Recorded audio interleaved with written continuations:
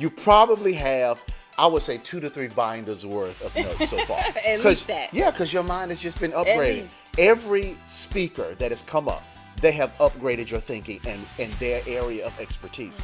So another day is here. There's more. So buckle up, grab another notebook, whatever you need, Oh my right? gosh. Because we're ready to take it to another level. Yes, we are. I'm so excited. It feels good. It does. You know, when we talk, Yeah. Dexter, over the last, 4 or 5 years, many people.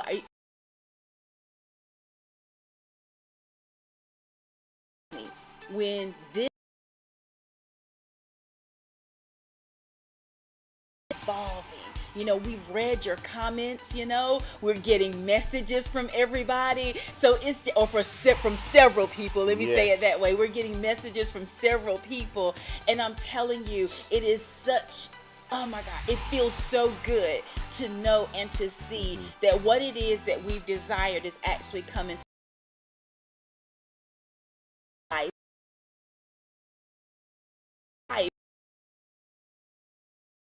That happened Thank you so much. to are a part of this summit with others.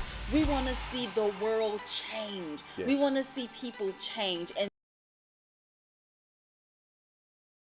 good. So like we said, Day there's 3. more. There's more. So what we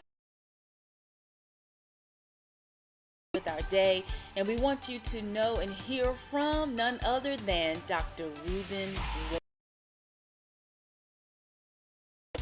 And I was really Probably been a couple of years. Yeah. Couple of years. just mesmerized. It was captivating to me, Yeah. you know. And I have a vision. He had one hand in his pocket, you know, and he's just kind of walking. But then when he took this, to experience that yourself. And one thing that I remember, but at the same time, the confidence, you know, and then I back and forth. And that right there was so good to my soul. He was one of the first people that we thought about inviting, and we were so glad when he responded and said that he would be here with us on today. Yes. So, want to share a little bit Yeah, more? so I'm going to read a information. Right, so I'm going to It's skip packed. around just a little bit. Gentlemen, what of a kind inspire on the stage, but rather the vast and varied experiences and successes he achieved prior. Now, listen to this. As a speaker, Dr. West has the unique ability to challenge audience. Think outside of the box and strive for new levels of excellence. He received his PhD in psychology from the American Graduate University of Positive Psychology, his PhD from the United Graduate College and Seminary, and he received his Bachelor of Science in Criminal Justice from Washburn University. That's all I'm going to read. Ladies and gentlemen, we bring to you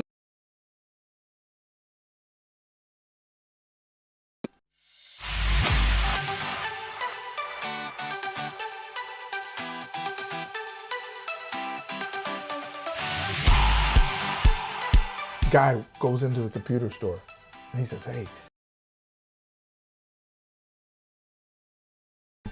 can look at it because I'm going to need it in like 2 weeks. I have this big project coming up. And they said, it might be a memory issue. I think we may add, or sometimes it may need to be defragmented. Smooth way, we're going to have to take a look at the computer. So can you bring it in? He said, yeah, no, what I'm going to do, I'll run out in the car and I'll get it. And create some space and he'll be good. And so he brings it in, zips it, puts it out, lifts it up. It's a laptop. He turns it around and pushes it over to him. And they said, oh, problem is. And he said, well, this is great because you didn't even have certain computers or certain cards or certain systems that get recalled because there's an issue with it. And so he's thinking, man, there must be something with all of these computers that they're recalling them right now. And they just need this piece and it's going to fix the computer. And he said, is it something to be recalled? And they said, no, it's not a recall. And he said, do you think it's the memory? He said, we don't think it's the memory. Do you think it's the defragmentation like you talked about? We don't think it's defragmentation. What is it? He said, sir, yeah, it's time for an upgrade. 21, it's time for an upgrade. And some of us need an upgrade in our life. And so I'm going to be talking upgrade. I'm not going to talk to you about I'm going to set because you're to be because when you change the mindset, the behavior changes. Use the push-up, the curl machine, and they learn how to use the back machine. These different machines, they know exactly show up. Now, the reason happens if the gym never work, and so but they don't work on the mindset ahead of time because the mindset is what's going to get you in the gym. The mindset is what's going to keep you working. And so my message for you, it's time for an upgrade. And the best upgrade we can give ourselves is an upgrade in our mindset. If you've ever heard me speak, I talk about my young son, Robinson. He just turned 9. And when I wake him up in the morning, I get in his ear and here's what I say. You're full of greatness and possibility. You're full of greatness and possibility. You're full of greatness and possibility. And I say it over and over and over again. And possibility. You're full of greatness and possibility. As a matter of fact, we were over in Nairobi, Kenya in 2019. I did an event in July of that year, and he was one of the speakers. He was 8 years old, and I had him get up on the stage, and I handed him the mic, and I leaned down, and I got in his ear, and you know what I said? You're full of greatness and possibility. The mic like this and do this or that. No. I talk, son, you're our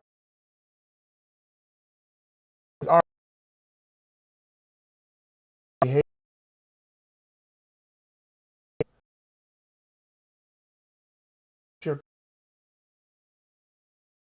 Because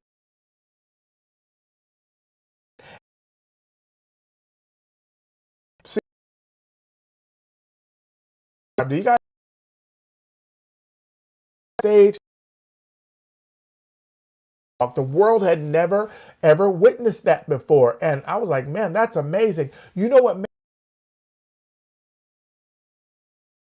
It looks like he should be going backwards or forward, but he's actually going backwards, and so it was impressive. It threw us off. Like, how is he moving backwards like that when it looks like he's? Why am I telling you that?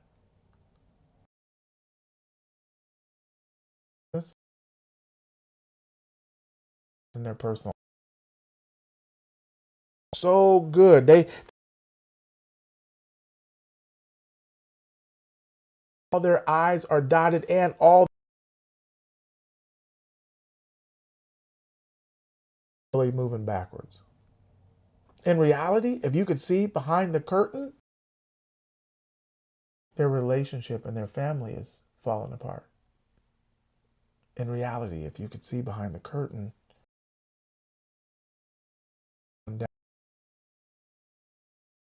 so busy perfecting the moonwalk, a reality moving forward, backwards, that they don't stop to get the help that they need. And the first upgrade I want you to have is in your honesty. Into the doctor and sitting down and knowing he's having pain. He said, I'm fine. Me.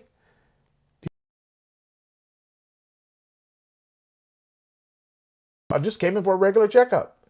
What's the doctor going to say? He said, okay. Blood pressure, pulse, there is no issue. There's no labs or anything we need to. Anything like that? No, nothing like that. I'm good.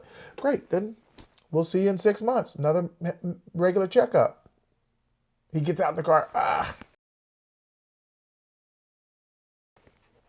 Write this down. See, the reason most of us never get the help that we need. And in 2021, it's time for an upgrade. And the first thing I want you to upgrade is your honesty. I want you to be open and honest about the help you need. You know why? Because we've met so many people throughout 2020 that could have helped us. We've met business people that could have helped us. We've met personal health and wellness people that could have helped us. We met people that could have helped us in our relationship with our significant others or with our children. We didn't get help. We didn't tell them that we needed help. And unfortunately, we're not. And so literally 2020 has caught a lot of people off guard. It caught figure out a new way to conduct our business as far as being online or being virtual. We had to have a new way to interact with our customers or clients. We had to maybe switch up some of our products or services. I mean, and it doesn't matter if we wanted to or not. That's the reality. And so life gives us a certain set of circumstances, and sometimes they're not favorable. Remember this, the circumstances are not the reason you can't succeed. They're the reality in which you must succeed. You've got to figure out a way to succeed in this reality under these circumstances. And you've got to be honest about it. And I want you to think about something. The highest level of leadership, setting the standard. If you're leading individuals, if you're mentoring, coaching, if you have entrepreneurs that work alongside of you or with you, if you go to work every single day for someone else, the highest level of leadership is setting the standard. You have to set the standard by which you're going to operate. And in 2021, it's time for an upgrade. I want you to upgrade the standard by which you're operating. And I want you to accept responsibility. Why? Because that releases the negative emotion. There's so many things that happen to us in our lives, and it's difficult. And it hurts. And it's hard. There's things that happen in our business that wasn't our fault. We had everything going right. There's restaurants and businesses and bars and all of these places that we're doing everything right.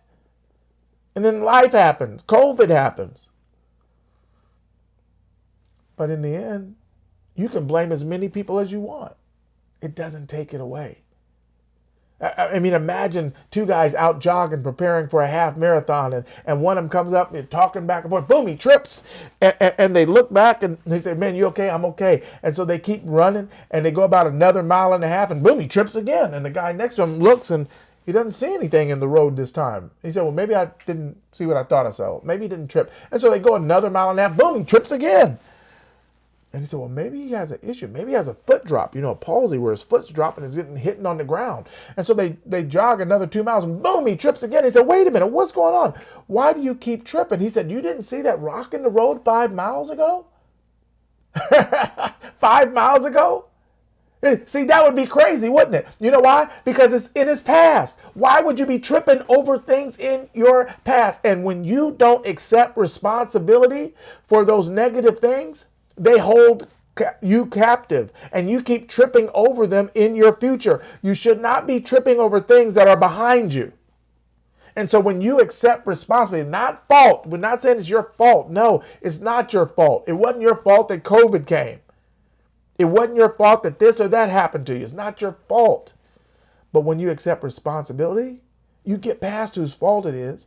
You can release the negative emotions and start looking for a solution. And sometimes that solution is going to come because now when you accept responsibility and you're honest, you can be helped. You can stop tripping over. Listen, in 2021, we can't go back. As a matter of fact, Albert Einstein said that you cannot solve a problem with the same level of thinking. You have to think on a higher level to come up with a solution. And time for an upgrade. And sometimes that upgrade is going to come with relationships and friendships and business partnerships and all those things. And so what you have to do in 2021 is you have to look and ask the question, this person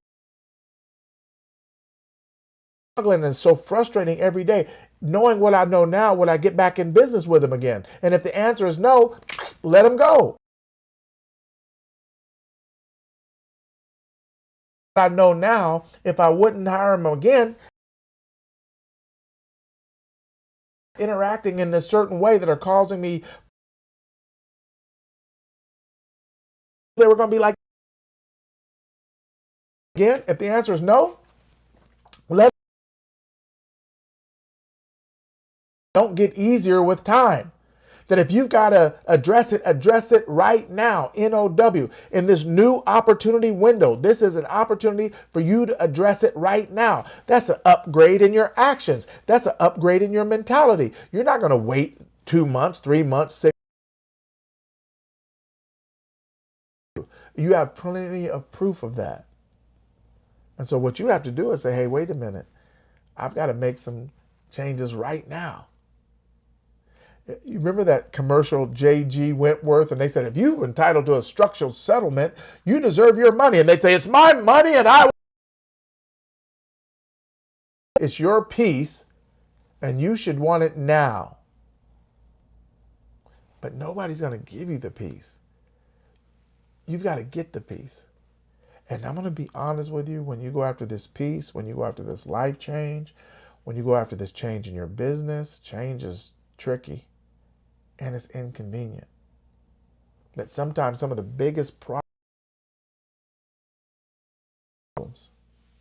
some of the biggest setbacks come when we don't have time for setbacks. The biggest frustrations expose themselves when we don't have time to be frustrated. Trainer, coach after coach, and they say yes, and they co-sign like they're getting an auto loan. That's right, go ahead, yes. And they're all about it, but they only listen for information, never for application. They never apply the information that they read. They never apply the information that they hear. Don't let that be you. It's time for an upgrade. And one of the things you have to upgrade is your level of action.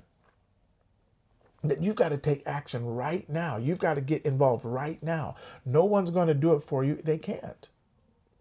Even if they wanted to, they can't. And so I'm challenging you. As you think about this year upcoming, what is it that you need to do?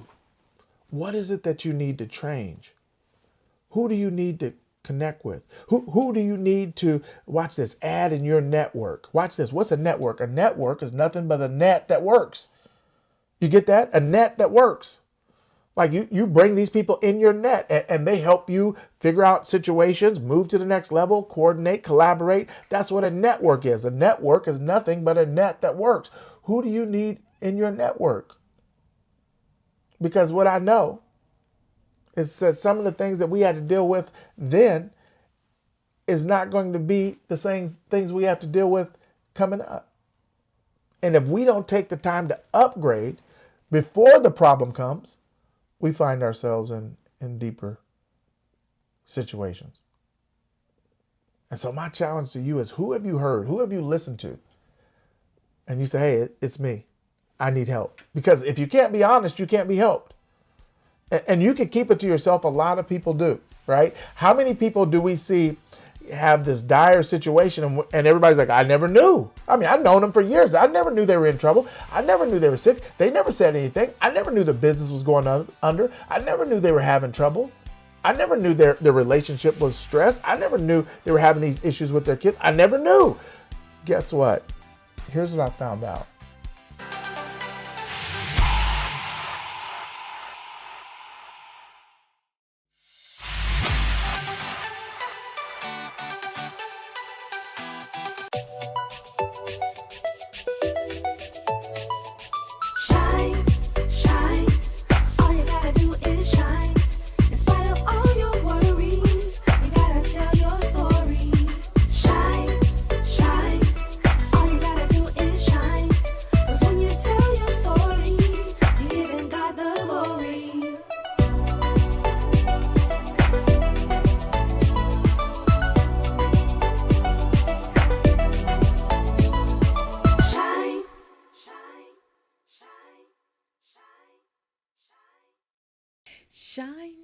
Shine.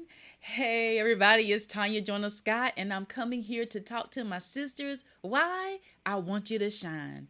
I need all of you to go over to Amazon.com and get your own personal copy of Shine, an anthology of healing. I had the opportunity to collaborate with 19 beautiful women who basically shared the story, a story in their life, out of their life, with all of us. And I'm telling you, it's absolutely amazing.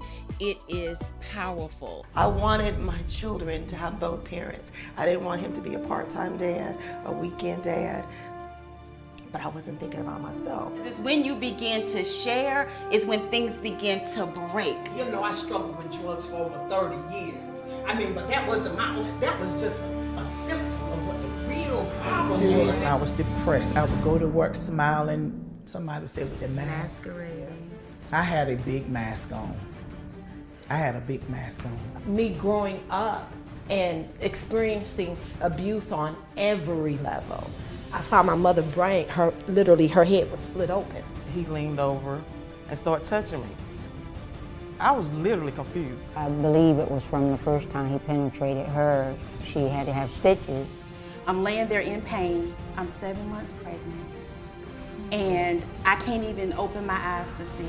Just going through life, not caring who I hurt. I know who I am today, and I know whose I am today. But what about all them little girls I left that he did the same thing to after I left? What about the guilt of, even if you would have lost your career, look how many more, they would have at least been looking. There were times that I didn't even want to look at myself in the mirror. I'd look away. Every mirror in the house, I wouldn't even look at myself. And everyone, oh, you're so beautiful. Even at that age, I knew how wrong it was. But he told me, don't tell anybody. This is between you and me. One thing that I've come to know and realize is that exposure brings closure.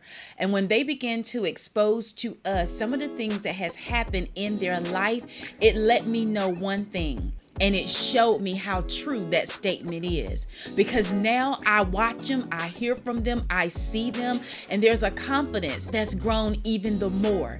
They're taking platforms, they're talking to women all around the world. They've been on interviews, just different things to help other people to realize and know that there's absolutely nothing that you cannot overcome and nothing that you cannot conquer yourself. And that's why I want you to get this book. Read about it. I'm pretty sure there's going to be some type of commonality that you find with more than one of these women that will also help you to overcome even the more, or even to begin to overcome at all. If you're interested, if you like to get an interview set up for Shine Volume 2, I want you to text Shine, the number 2 to 919-301-9886. See, this is so much bigger than just writing a book. It's so much bigger than just identifying and sharing your life with others. It's also going to be something that also helps you. Just take a listen. So being a part of Shine Anthology began to open up who I really was. I was learning to first love myself. Be prepared to share your truth. Just hearing the passion that she had as she described this vision that God gave her for different women to come together and tell their story, I knew that I wanted to be a part of that. The amazing feeling that I get with knowing that women all over the globe are going to be blessed from our testimonies, it melts my heart. There's purpose for my pain, because my story is helping other sisters and to realize that they too can overcome by the blood of the Lamb and the words of their testimonies. I was able to walk away and say, I am worthy to shine. I do not have to hide. I don't have to put my voice on mute, and I don't have to be ashamed because my now doesn't look like someone else's when I can look forward to my next. All right, we're ready for you. We're ready. We want to hear from you. I want to hear from you. Come work with me. Let's set up your interview on today. Send a text to 919-301-9886. The keyword to text, shine, and the number 2. Shine, shine, shine, shine.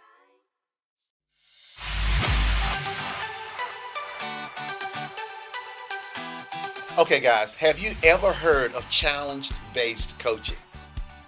Most people haven't, but it's the most effective way for high achievers to excel to the next level. Yes. Now, this is what we do. We challenge high achievers and those who desire to be. And we do this by basically pushing and pulling you, helping you to elevate to the highest and best versions of yourselves. Absolutely. And you know, most of us have been underachieving with mediocre results, but not here. This is your place to be challenged. Now, let me ask you something. If you know that you are more than you've been giving yourself credit for, we need for you to get registered today. Absolutely. You know, most courses, they want us to learn something, but challenges, we want you to do something. We'll see you on the inside.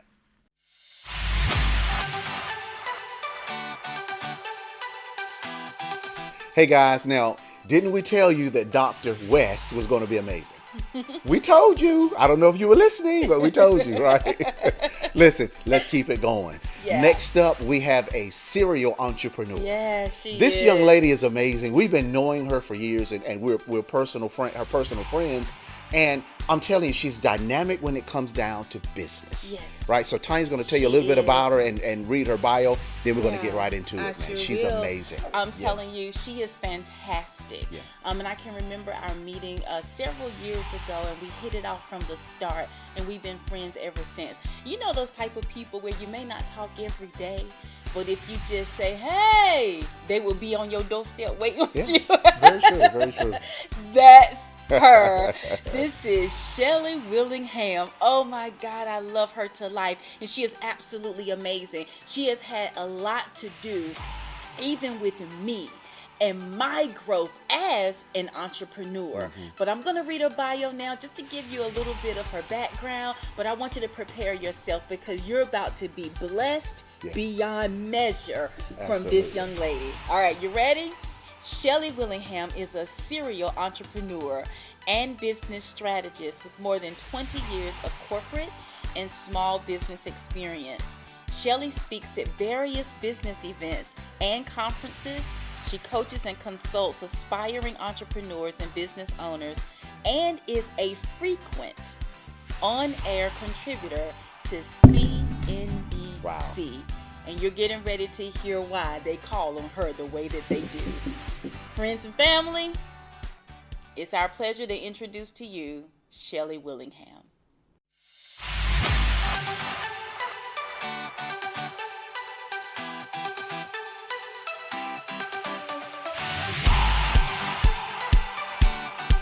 Hi there, I am Shelly Willingham, and I am going to be talking to you today about upgrading your vision for your life.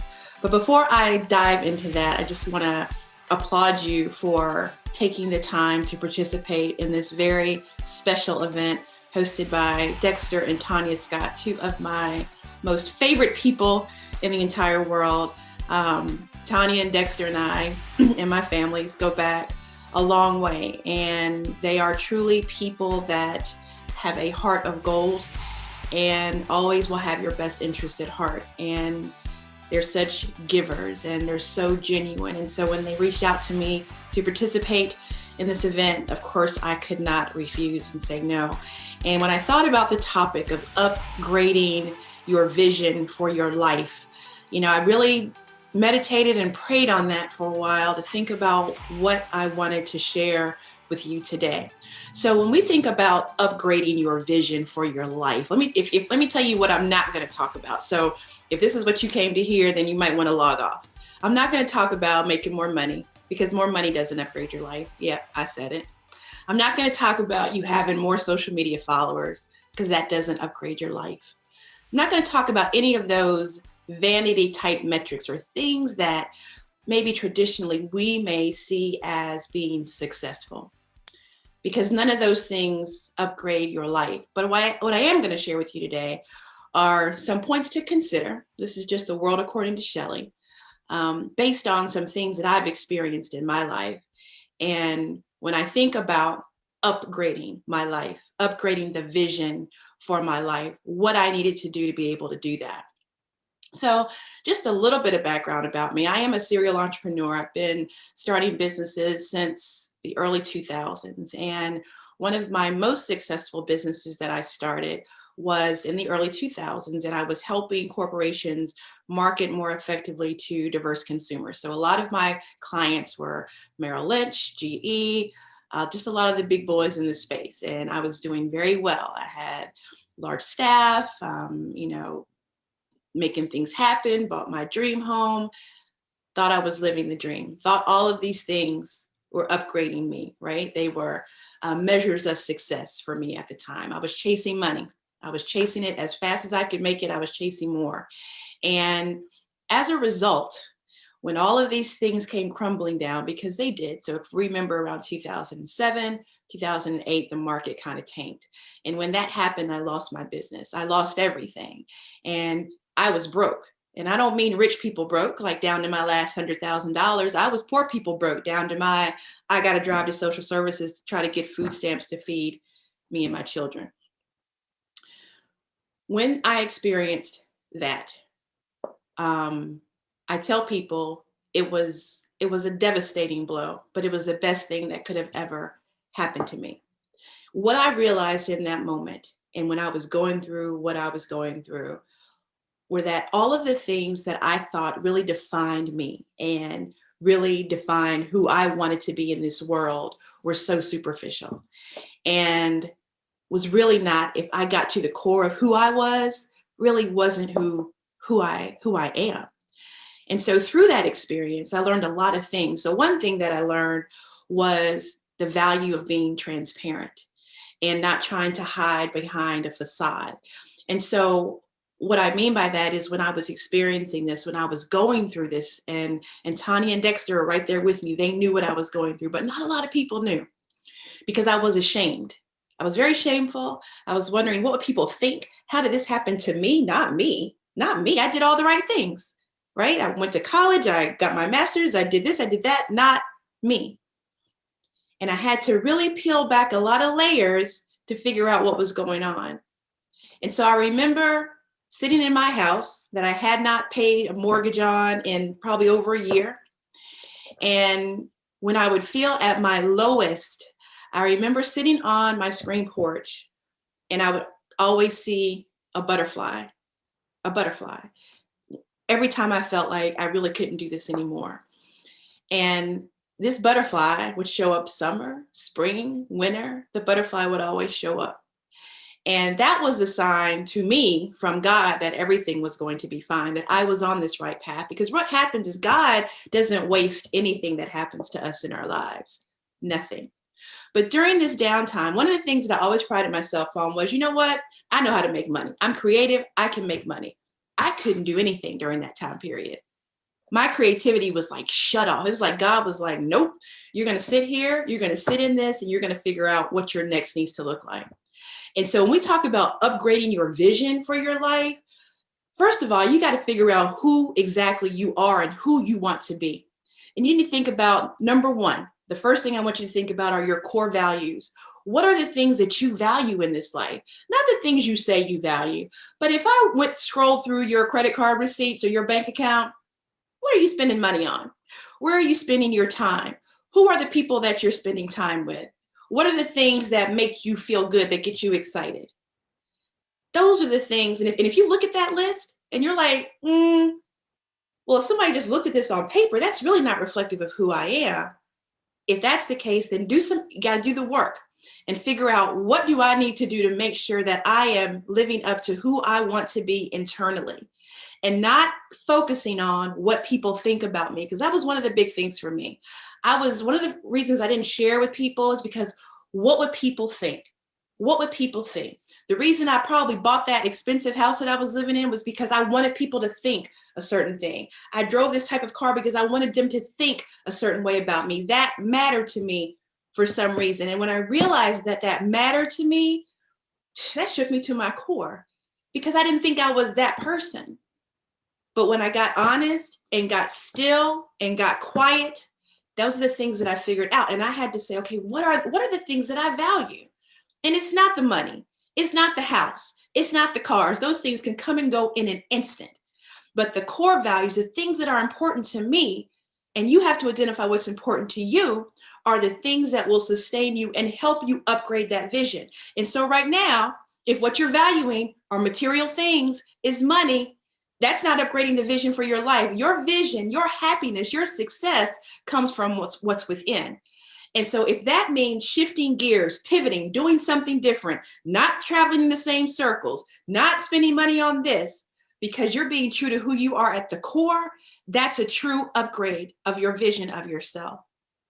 The second thing I want you to do after you identify your core values is think about, what are those things that I have? What are those things that I'm working for? What are these goals that I've set that really aren't serving my core values, that aren't serving me? What are those things that you're trying to do because you want to reflect something different to the outside? See, here's the thing. Here's the problem with that. When we're so focused on making sure we look a certain way, I'm carrying the right handbag. So yeah, so when people see me, of course, they have this different view of me. Y'all, none of that matters. None of that matters. None of it.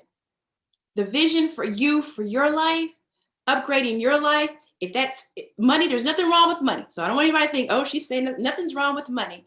But to want money just to have money and not do anything special with that money, yeah, that's a problem. So why I know billions and billions of dollars will filter through me is because God knows that once I get it, I'm going to make sure it gets to his people. I'm going to make sure I do right by it, because one of my core values is making sure that I'm serving others. And that's very important to me. So God knows he can trust me with that. I've been tested. I'll do it. I'm trying my best to live by that. So with that value, I know money's going to come. Money will come. I attract money. I'm a money magnet. Those things just happen. That's just happening because of who I am at my core. And I'm not saying that to say that, I've got all this and I've got all that. That's not my point at all. But I promise you, once you start being true to you, all of those things that you were chasing for face value will show up, and you will do more and do the right thing by it. I value my family. So one of the things that happened with my business was I would be getting on a plane on a Sunday and not coming home until a Friday or a Saturday. And my son at the time was 3 years old. And I remember him standing in the doorway when I would pack my suitcase and just like having such a sad look on his face, sometimes crying, not having the words to say. But if I said I valued my family, but I'm not home with my family, that doesn't match up. So when I lost everything that I had and I had to figure out what I was going to do next, one of those core values outside of helping others, giving to others, was family. I've got to make sure that whatever I'm doing, I am making sure I'm taking care of my family. Because at the time, I mentioned to you, my son was young, and I wasn't there. I was traveling. I was doing all these things. My marriage was falling apart, was non-existent. And that's another thing. My marriage, let's talk about that for a minute. Thinking about what people thought, what people's vision was of me. So I couldn't be divorced. I've got to stay in this marriage. And the marriage that I was in was not serving me well. So for me to upgrade my vision for myself, I had to make some decisions that lined up with who I was inside. And so that marriage had to end because I wasn't being true to Shelly. So again, this process is not overnight. It's not easy. It's something you're going to have to really kind of sink your teeth into and be prepared to deal with what comes up, because some of the things I saw about myself, I really didn't like. And again, not saying this is you, just telling you my process and what I went through and how I lived it. So once you figure out what's not serving you, you got your core values, you figured out what are these things not serving me? Like, are you scrolling through Instagram and Facebook and comparing yourself to people that are posting their whatever they're posting to try to get attention or to show you how much they have, whatever that may be? Are you comparing yourself against that and thinking that you're not as valuable as that person?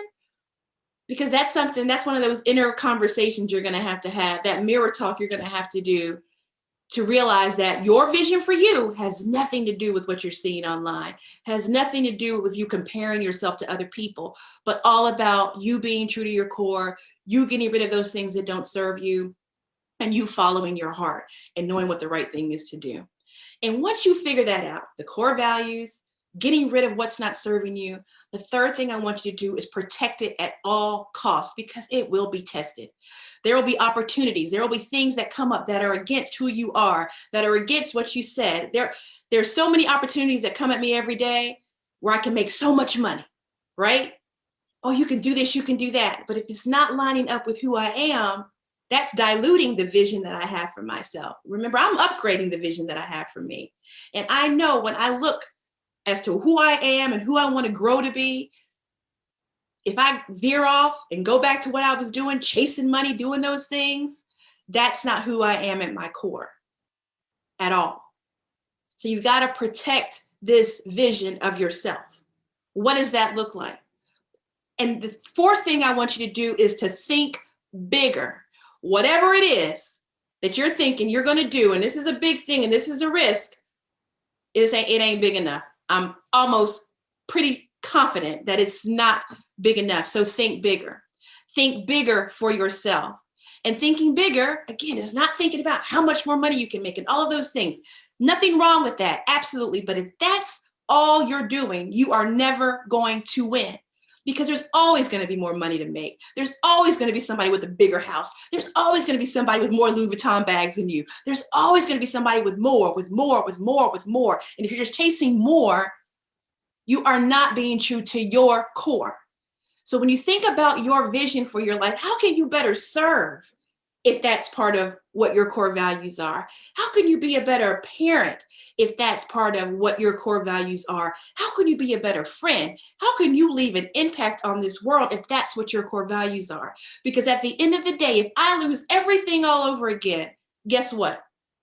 I know who I am, and I know what's important, and I know exactly what I need to do to continue on the path that I'm going on. So when you think about this commercial world that we live in, and it's so hard because everybody wants to show and tell. And everybody feels like all these things that I have equate me with status or this or that and the other. It means nothing. One of my favorite quotes is by Winston Churchill, and he says, "Success is not final and failure is not fatal." All of these things that we use to measure success, all the things that I use to measure success, do not mean a hill of beans in this world. Your vision for you has got to be what it is when you go to sleep at night and you feel content and you feel like, you know what? Gosh, I was true to me today. But not feeling anxious about, oh, I got to buy that thing. I got to do this. Or I got to make sure I'm posting this so they can see this. So let me get the right thing so they can make sure they can see the emblem on my car.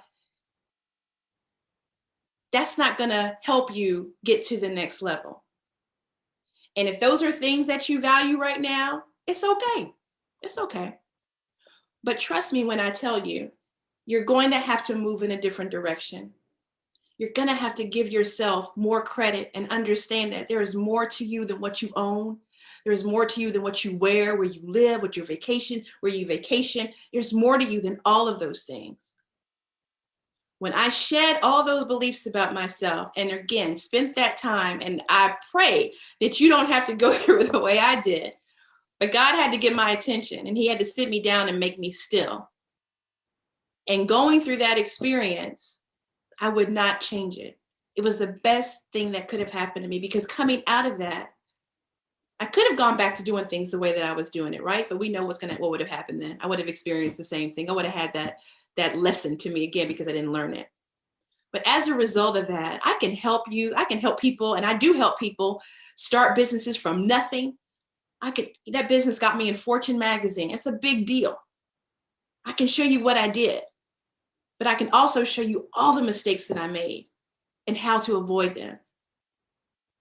If I hadn't had those experiences, I wouldn't be a valuable coach, mentor to my clients. I wouldn't be able to help them. And then if I was ashamed of my story, like I was in the beginning, and not being transparent about who I am and who I was and what happened, then maybe those things wouldn't have led me to being called by CNBC and being an on-air contributor for them frequently this past year. Because I was being transparent and real about who I was. And I was telling my story, and I was being authentic.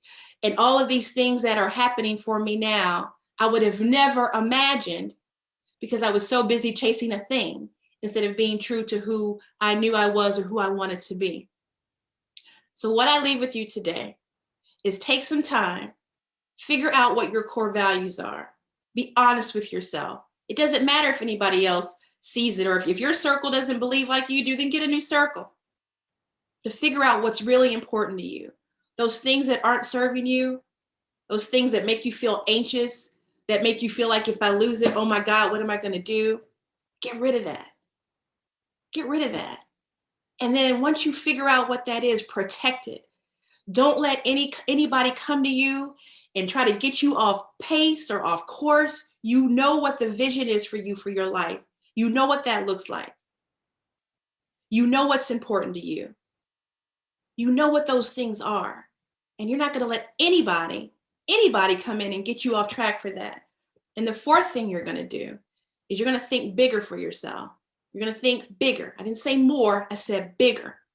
And bigger might mean more. Not sure. I don't know what it looks like for you. But when you think about a goal, a big goal that you have, and I want you to think about this goal kind of after doing this work around your core values and what's not serving you. But once you figure out that goal, 10x it. Go bigger. Go bigger. Because I'm sure it's not big enough. I wish you nothing but success, happiness, peace, all of those things that I know you can have, and all of those things that we all can have. I pray that you find it. I do hope that you take the time and spend with yourself and be honest with yourself. We can't lie to ourselves.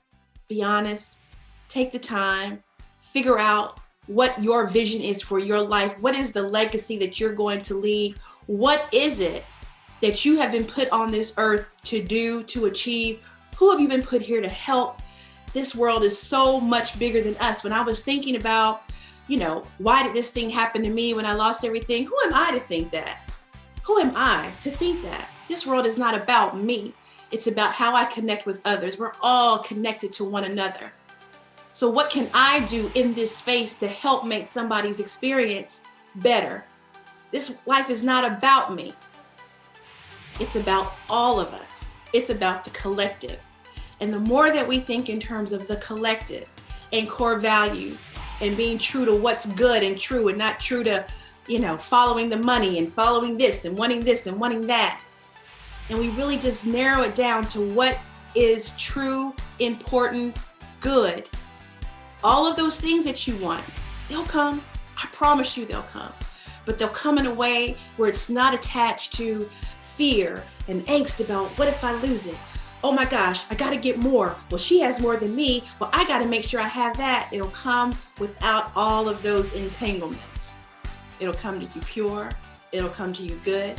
You'll be able to enjoy it because you've taken the time to upgrade the vision you have for your life.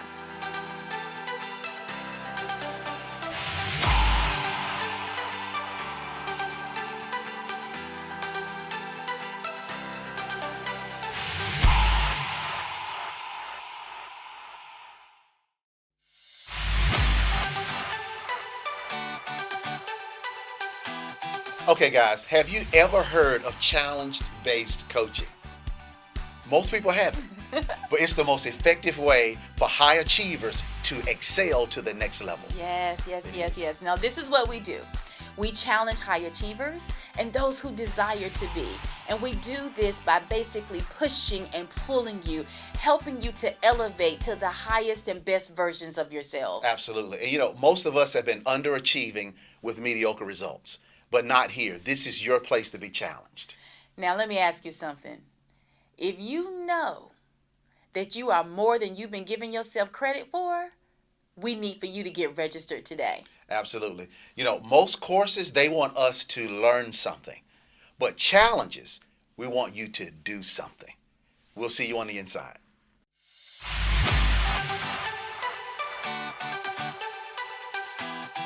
Hi, my name is Michelle Phillips, and I would like to share with you how working with the Upgraders has helped me to transform my thinking, my actions, and my life.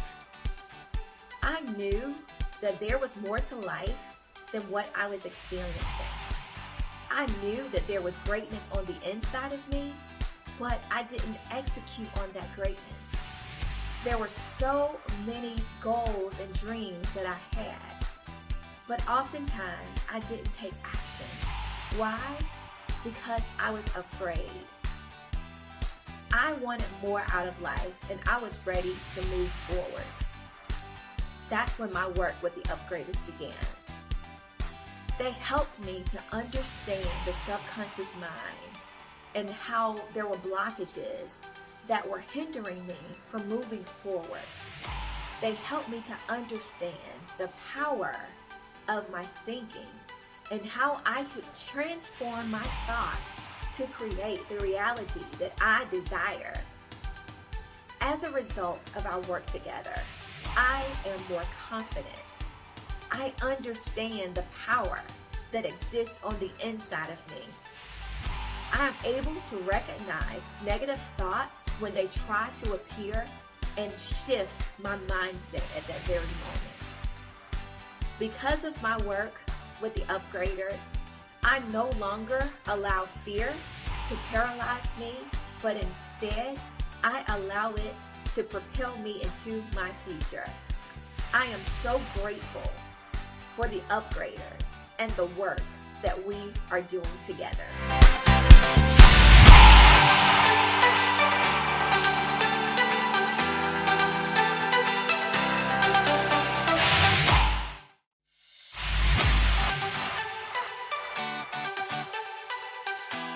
Hey guys, Dexter here. Listen, the only word that I can think about is amazing. To sum up the last 3 days, it's been absolutely amazing. And guess what? We're not done yet. No, we're not done yet. All right. Listen, I got a very quick announcement. We were looking forward to the keynote from the phenomenal Dr. George Frazier. Unfortunately, he won't be able to give us his message. He has some personal things going on. But don't fret. Dr. Frazier is going to be a part of the Upgraders Network moving forward in the near future. So you guys look forward to that. We'll give you some more information as that unfolds. So here's what's going to happen now. I have the distinct honor and pleasure of introducing to you our next speaker. So you might be asking yourself, Dexter, who's coming up next? Yeah, get ready. I am about to introduce to you my phenomenal wife, Mrs. Tanya Joyner Scott. Guys, listen, we've been married for 20 years. We have 4 amazing children. And, you know, I'm just honored because I get to do life with this lady. You know, when I met Tanya 20 years ago when we got married, and I got an opportunity to see Tanya move and Tanya work in her passion and work in her gift, I actually told her at the place that she was employed at the time, I said, Tanya, you're not supposed to be here. They're not nearly paying you enough for your gifts and talents, but your voice is much bigger. And we're seeing that unfold. It is amazing.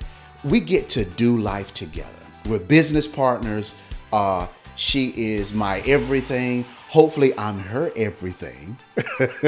I think she can say that. But we get to just do this thing together. And it's just amazing to me as I see her grow. The words that come to mind is passionate. She's a phenomenal leader. She just leads with people in mind. She has this quote that she says, exposure brings closure. And that goes back many years ago.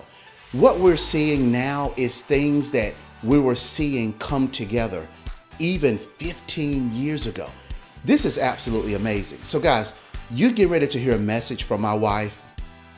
I'm going to ask you, grab a pen, grab your notebooks, get ready to take some notes, because when my wife speaks, I like to say she rattles you down to the cellular level. When I listen to her speak, I'm like, oh my goodness. And then I look in the audience when she's speaking, people are moved to tears. I mean, I've seen it happen on several occasions, and I'm like, ooh, I get to go home with her.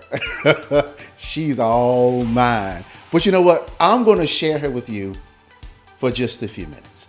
So, ladies and gentlemen, I want you to prepare yourselves for my wife. I like to call her my Snookums. You guys know that's my nickname for her. But she's the other half of the Upgraders. She's Tanya Joyner Scott. She's been called the conversationalist. She's been called many things. She's a powerhouse. She is the founder of Conversation Camp for Women. She is the founder of the Shine Anthology of Healing for Women. She is everything. Get ready. The next voice that you're about to hear is that of Tanya Joyner Scott. Get ready.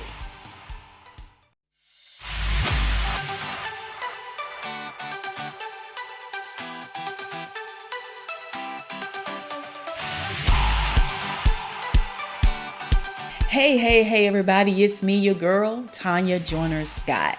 Thank you so much for being here. I'm excited and I'm looking forward to just sharing some information with you from my heart. This right here is a passion for me, what I'm going to be talking about. And it's a passion for me because it's been transforming for me. It's what helped me to actually come out of that hiding place that I was in for so very long. Many of you have heard me share a little bit of my background, my story. I've even shared it just a little bit here myself. But let me just say, it's when I really began to get to a place of understanding who I am in Him, in Christ, that my life began to change. Now, we've been hearing a whole lot over the course of these few days. But pretty much one thing that I found in common, and this is so common, and I'm pretty sure many of you will agree with me, but it's so common when people begin to also, I can give you tips, but they also deal with your mind. I can give you some hows, but it's still going to come back to how you think. You know, I can give you the next steps on what to do, but you're still going to have to make that decision to do it, which begins with this. Our minds. It's a passion for me. It's a passion for my husband. But I'm going to get real specific here just a little bit, okay? Because I had to have this. Oftentimes people have asked me, I've been to different places and they wanted to know, Tanya, how'd you do it? You know, tell me a little bit about what you guys are doing for your growth, for your development. And I had to go back to, I will always say identity. Sometimes people would say, what's your passion? And I'm like, identity. And the reason why I would say that is because it took a very long time, 4 decades for the most part, for me to come to a place of really understanding who I am. Whose I am, but who I am of Him. And I want you to catch this on today. Now, here's my thing, because a lot of people are watching can relate, but there are a lot of people out there who are like, I don't have that issue. I didn't deal with rejection. I don't have low self-esteem. I know what I want, and that is excellent. But still, the things I'm going to share with you today is something for us to know, because it's about our identity. It still relates so much to who we are. So just take a look here at what we're going to talk about. Understanding your identity, Now look at that. Knowing and embracing who you are has much to do with your decisions and the steps that you take in life. Knowing who you are has much to do with the steps that you take. And that's why for me, I had to really get to a place of understanding Tanya as his creation and the abilities that he's given me in order to live the life that he's destined for me to live. Now, here's a big thing that I want you to get. Many people have heard me say this before. I want you to write all of this down as well, because this right here, for me, is an understanding that everybody needs to have, and that's what your power is. See, it's one thing to be born, even a child of God, being an entrepreneur, being a mommy, a daughter, a sister, all kinds of things. It's wonderful. But I'm telling you, my thing is, as his created being, I have abilities and I have powers. I've said it before and I'm going to continue to say it. I tell people all the time, I say, you a superhero. We have the ability to do things just with our very makeup. You heard me say just a few minutes ago how everyone comes back here. This right here given to us is amazing. What it will do, what it will conquer, what it will overcome, it all begins here. But do you understand it as such? Do you understand this? Do you understand this mind that we have in the way that we really should, in order for us to really unlock the things that we desire to unlock in life? So here's something. I want you just to kind of get an idea. The purpose of the conversation that I'm going to have with you today is to bring knowledge to help you basically transform your life through a renewed mind. I even had someone recently reach out to me asking me about some books or anything that I could possibly recommend, because she really was in a place of ready for her mind to be renewed. So I'm going to be talking with her a little bit more individually, but I really want everybody to come to a place of understanding this power. I was saying to my husband recently, we had an opportunity to visit a plantation that's kind of local to us. And it's a former plantation. And it's what I understand in the South, he had the highest amount of slaves there. Well, we were able to, in the country is what I understood, or in the South, this part of the United States, one of the two. But we had a chance to walk the grounds and to tour it. And one of the things that he told us in the end was, when the Emancipation Proclamation happened in 1863, that all of them were still enslaved for another 27 months. So just a little over 2 years. Okay. And the Union Army basically had to come down and to let them know to release them. But here's my point with sharing that right now. They were freed, but didn't know it.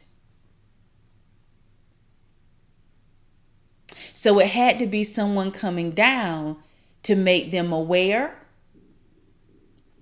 as well as those who owned them, had to make them aware of their freedom so that they could act on it. And so they could also be freed. Now that right there, I share with you because that's my point for me. It was that day, those days, I was in study. I was following Graham Cook at the time. And I was really getting into understanding more about us and our creation, our being God's created being, our being made in his image, him giving us dominion in the earth. All of those things all of a sudden started coming to me at a greater level of revelation that started a transformation in my life, because I began to have a renewed mindset as it related to who I was. I hope someone is really catching this. So in the same way, all of those slaves came to a place of finding out who they were, that they were free, they began to act on it. And that's what I'm saying to you. I want you to come to a place of understanding who you are so that you can act on it as it relates to this powerhouse right here that we have called the mind. I hope y'all are with me right now, because I'm telling you, this stuff right here is life-changing, okay? So understanding who you are is vital. It's when you do that, you're going to take ownership of this. Now, this is what I want you to know. We're triune beings. But Tanya, what does that mean? Very simple. We're spirit, we have a soul, and we live in a body. What's your spirit? Your spirit is what's in like communion with God. You know, that's who we really are. That's when he blew the breath of life into us. That's what he blew that awakened the very body that he had created. Okay.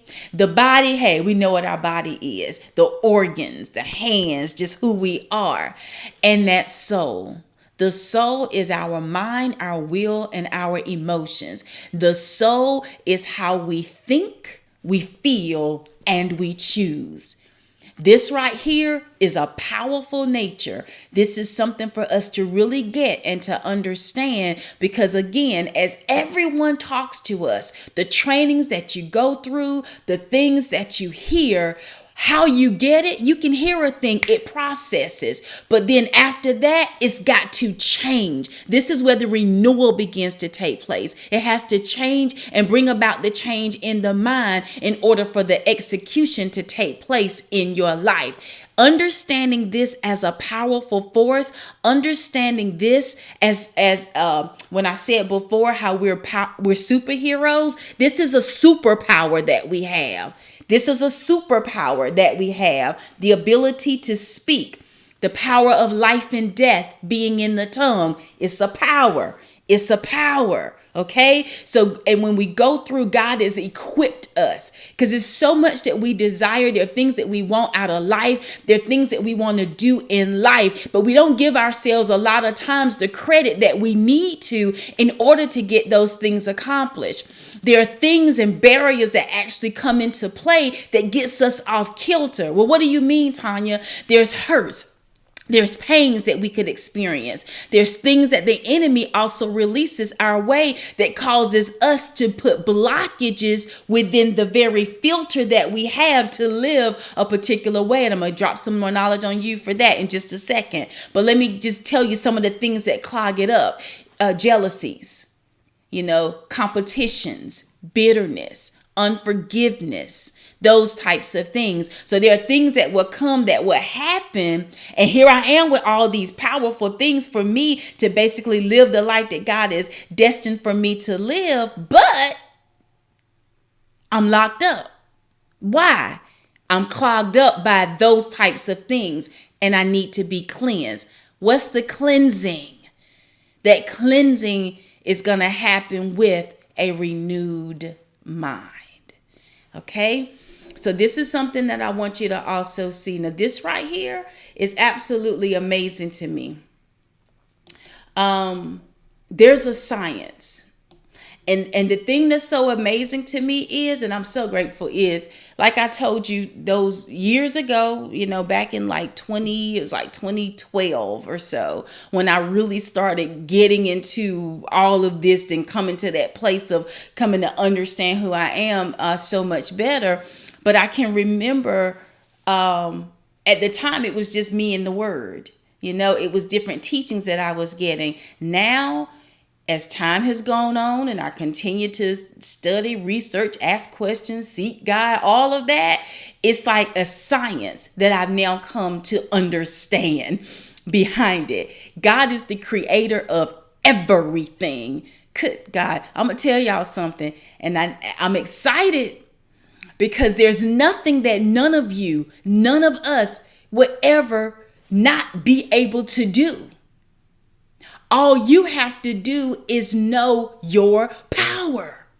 and walk in it. So as you are here with note and pad, and as you're listening from one keynote to another, and you're drawing in all of this information and getting all of these tips and things to do, ultimately, you're the one responsible for your destiny. But for those of us who don't have a clear understanding of this power, of who we are, that's when we can get really locked up oftentimes. So I want you I'm going to talk to you a little bit and give you some background and some knowledge on some of the science behind this spiritual. All right. So notice I say it's time to get out your way. If you in your way, stop being your own stumbling block. Okay. How many of you have heard of neuroplasticity? Well, what is that? It is the ability of the brain to adapt to changes in an individual's environment. How does it do this? By forming new neural connections over time. So in short, everybody, it's the renewal of the mind. It's the renewal of the mind. And now scientifically, it's what's being proven. It's what they're talking to people about. It's how they're counseling. It's how their doctors are working with their patients. I was a widow at the age of 29. I lost my first husband to a brain tumor. I can remember when they gave us the news and we started going through the process. Then the doctors came back and basically told us that there was going to be permanent brain damage that they could do nothing about and that would never change, and that it was going to cause him basically not to have the life that he had before because of the brain damage that they weren't going to be able to do anything about. And I'm like, now I can remember, here I am, at that time I was 28.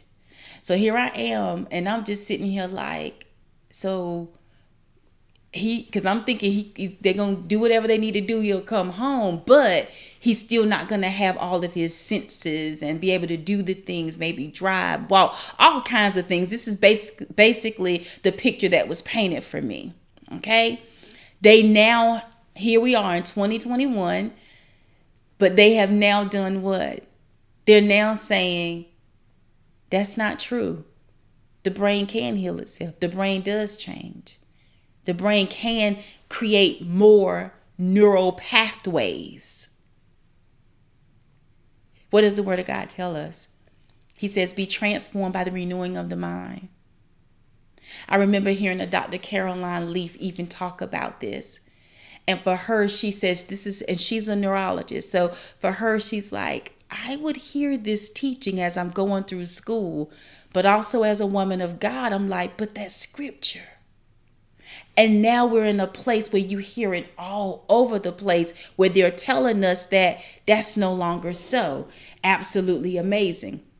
I want you to catch this, and I'm going to just break it down. And what I want to do is I want to give you some word, because for us, so much of the things that we deal with and we look at it, we'll pick it up, we'll read the word, we'll go through the scriptures and so forth. But do we really understand what's being presented to us? And I'm telling you, this is an unlocking, and it is some true revelation that's happening here to help all of us do what it is that we desire, and let's live that upgraded life. Okay, so now let's look at this. And this is what's so profound to me. I'm going to make it big enough so you can see, okay?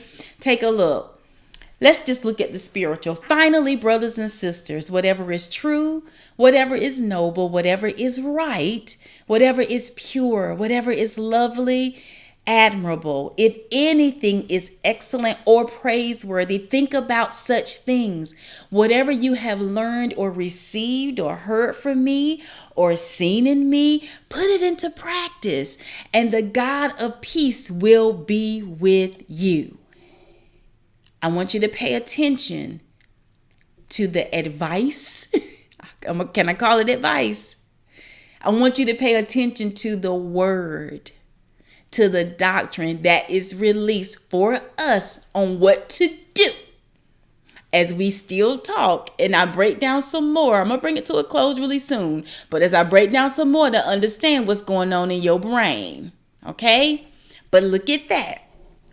He tells us what to do.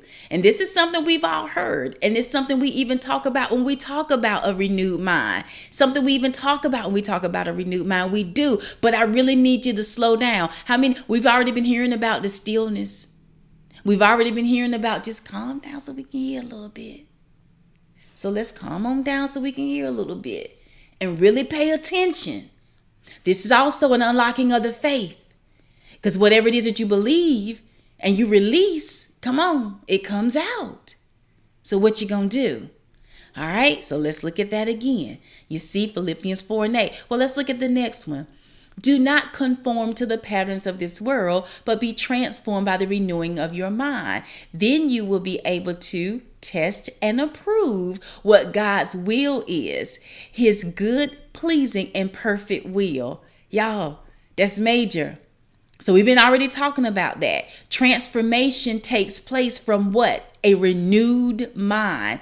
Do not conform to the patterns of this world, but be transformed from this renewal. Then you will be able to test and approve. So can we talk just a second? What type of mind am I operating in? One thing I always say, be transformed by a renewed mind. What are you renewing your mind with first? Let me ask you that. Are you renewing it with things that are pleasant? Are you renewing it with things that are prosperous? Are you renewing it with things where your faith is being just built up even the more? Are you renewing it in that way? Or are you renewing it with bitterness? Are you renewing it with jealousies? Are you renewing it with contentions? I mean, what are you renewing it with? Because whichever direction you choose to go in, the transformation is going to take place in your life. So what are you renewing it with? That's my first question. Okay? Now, again, where we have, then you will be able to test and approve what God's will is, his good, pleasing, and perfect will. So I'll be able to test that. What am I looking for? There are things that you're writing. You're putting down your goals. We have our dream boards that we build. We have vision and we make our vision statements. We're having affirmations and things that we put out there. So all of the things that we're hearing about, all of the things that we're learning as we're even being here a part of this summit, and we're gathering all of this wonderful good information. But what type of mind are you bringing to the table? Because you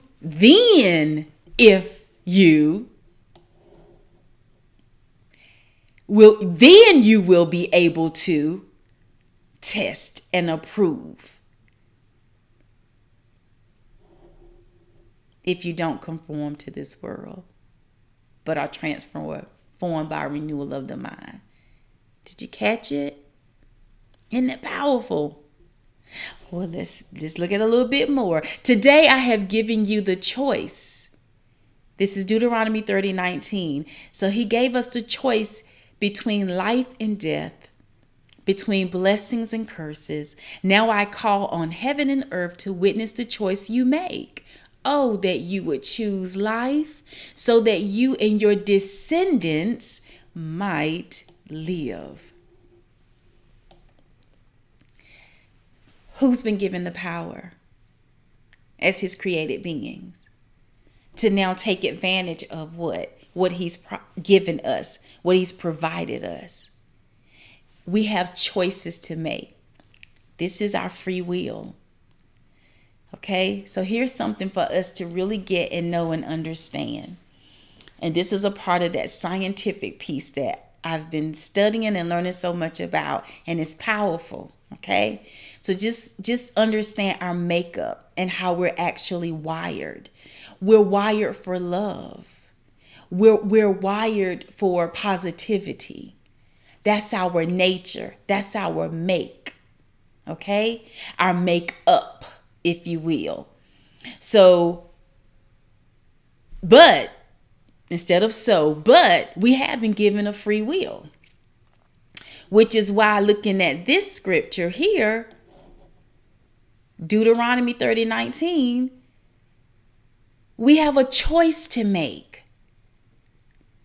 I really hope everybody is catching this. It's up to you. And I'm going to be very real, because it's been some times in my life, very early on, just throughout the process, that I would sit more in a wait than taking action. Faith is an action word. Your goals require action. Your desires in life require action. The vision that you have requires action. What action are you putting behind it? There's choices to be made.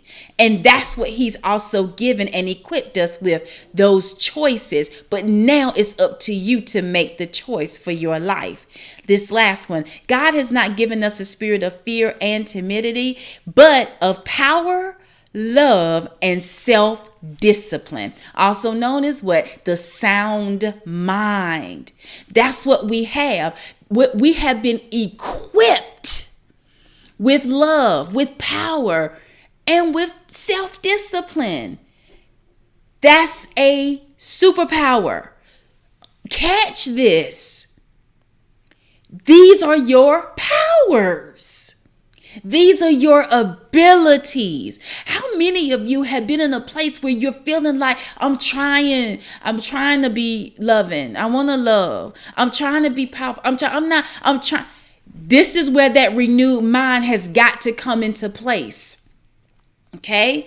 And I'm going to show you scientifically some things. See, all through the pages of the word, he's given us instructions on what to do, how to behave. You even heard from our millionaire mom a couple of days ago. We heard from her even on how he says he's given us all the ability to create wealth. She shared that scripture with us. What is it that we don't understand to help us get up and out of our own ways in life? We don't understand who we are. We don't understand our identity. We don't understand the power that we have. We got to get to a place of understanding who we are as his created beings, as his children. Okay. Science. Neuroplasticity refers to structural and functional changes in the brain that happens as a result of new experiences. Because of this plasticity of the brain can rewire and reorganize itself after brain damage as new connections are formed and neural pathways to damaged brain areas are terminated. Who else is excited right now? Do you see this? My goodness. Powerful. What it is that God has instructed us, that he's given to us throughout the pages of his word. Now science is finding it.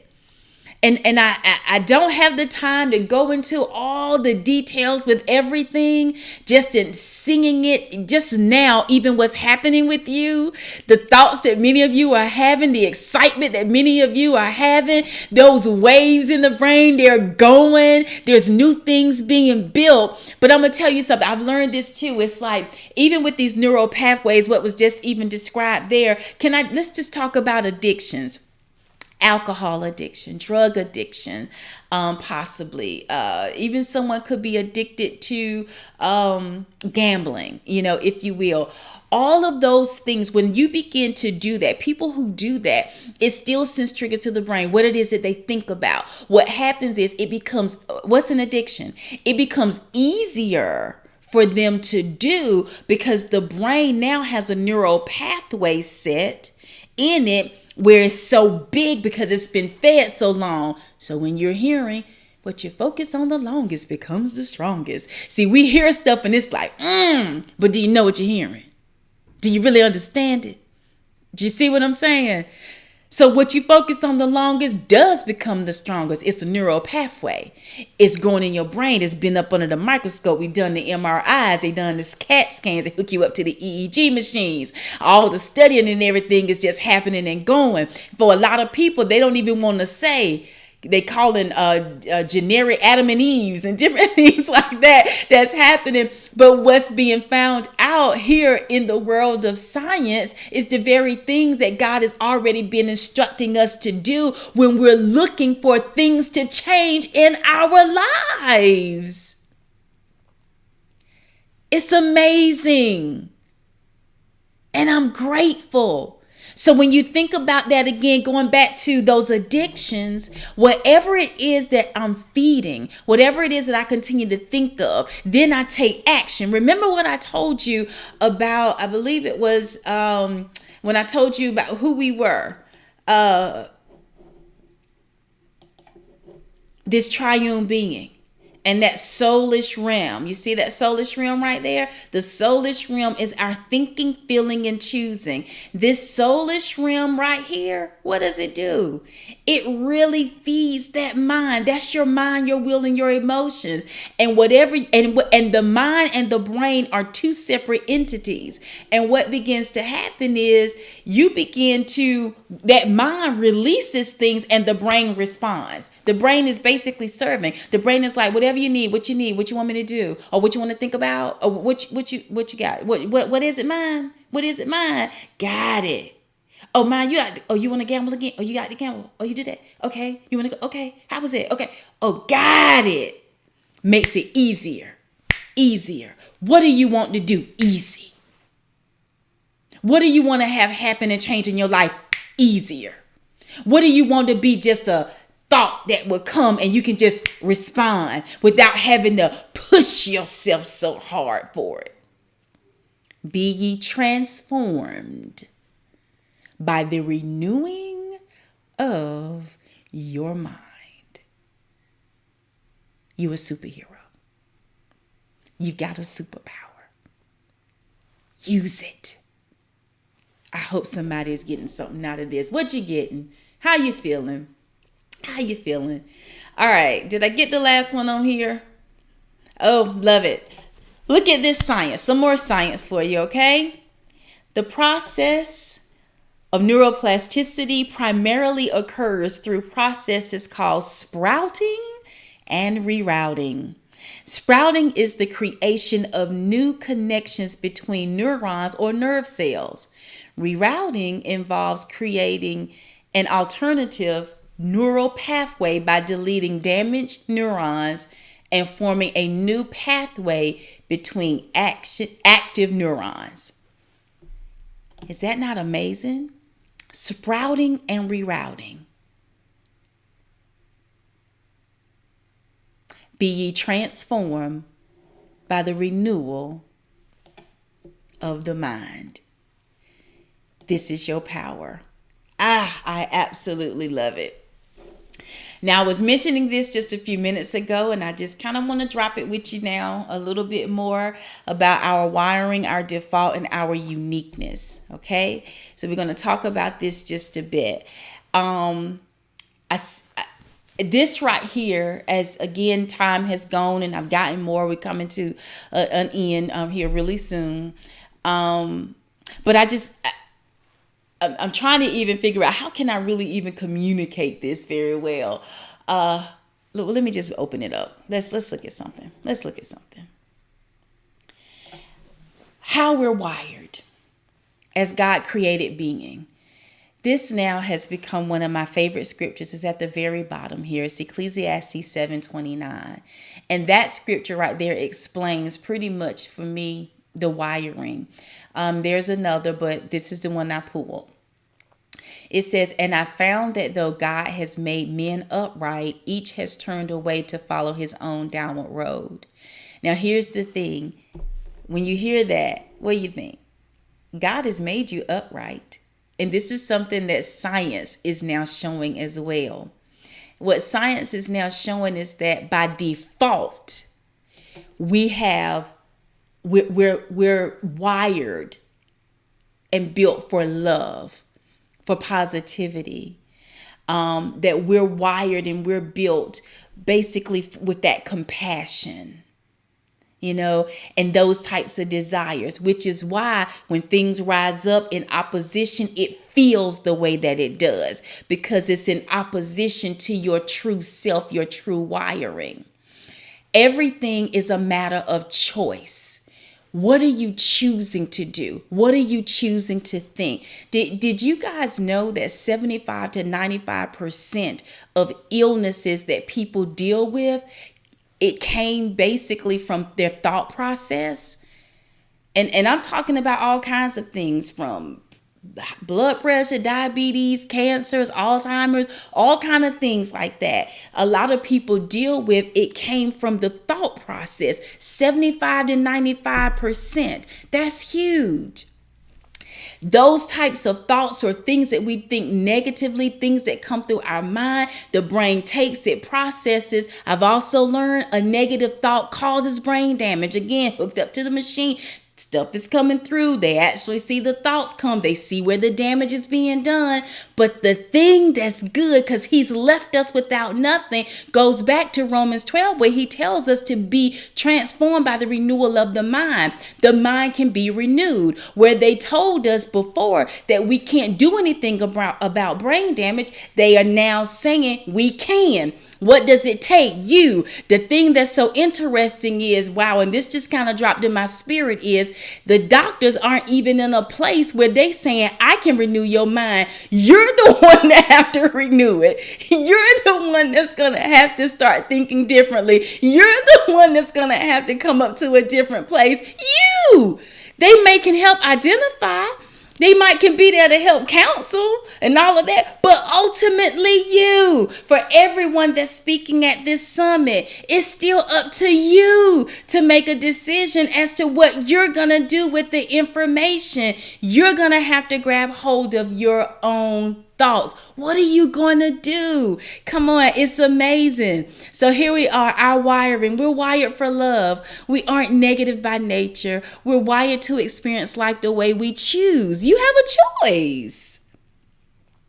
How are you? It goes back to Deuteronomy 30:19. Everybody has a choice. We hope you choose life. So you have a choice in the decisions and things that we make. Come on. Our brain and body is designed to operate uniquely and in response to the mind. Our brain and body responds to our thoughts. Everybody catching this, and you think it does. And we're designed to make right choices. We're designed to love, and we're designed to do what's right. But we also have free will. And that's why we have to choose. Because the free will, sometimes something happen and, you feel a certain kind of way. And mind you, I've learned some things too. Well, not even learn, but it just makes sense. Sometimes we choose to feel the way that we do. I would hear how I could be watching something and somebody might say, like today, I'm looking at something and I'm like, what? And I can cause what somebody says to affect me in a way that start getting me all off. Now something's wrong. I don't feel good. That's a choice. And then sometimes there are traumas that happen. It could have been an accident. It could have been some type of an abuse, you see, which was a traumatic experience that also caused some things to happen here. Understandable. But to both situations, the power still lies with you. It lies with me. For me to have a transformed life, I need to create a renewal of the mind myself. And that's also why forgiveness is so important and is also such a powerful force that we have to release out of our lives. You with me? So as I bring this to a close, I just want to share with you some tips. Like I said, I even was asked recently, what can you share with me? And I'm going to get this over to them as well to kind of help with the renewed mind. So here's some activities. So if you want to just even begin to like practice a little bit, for this to happen and getting into just that flow of having a mind renewal, look at some of these tips. meditation, prayer, and worship, that stillness that we've been hearing about. A couple of weeks ago, I had something happen within my own self, personally, just with a friend, and I was devastated. And I was talking with my sister Erica, and she was like, she said, go to your room, go to a place. And she said, she sent me some songs, and it was like, and just go worship.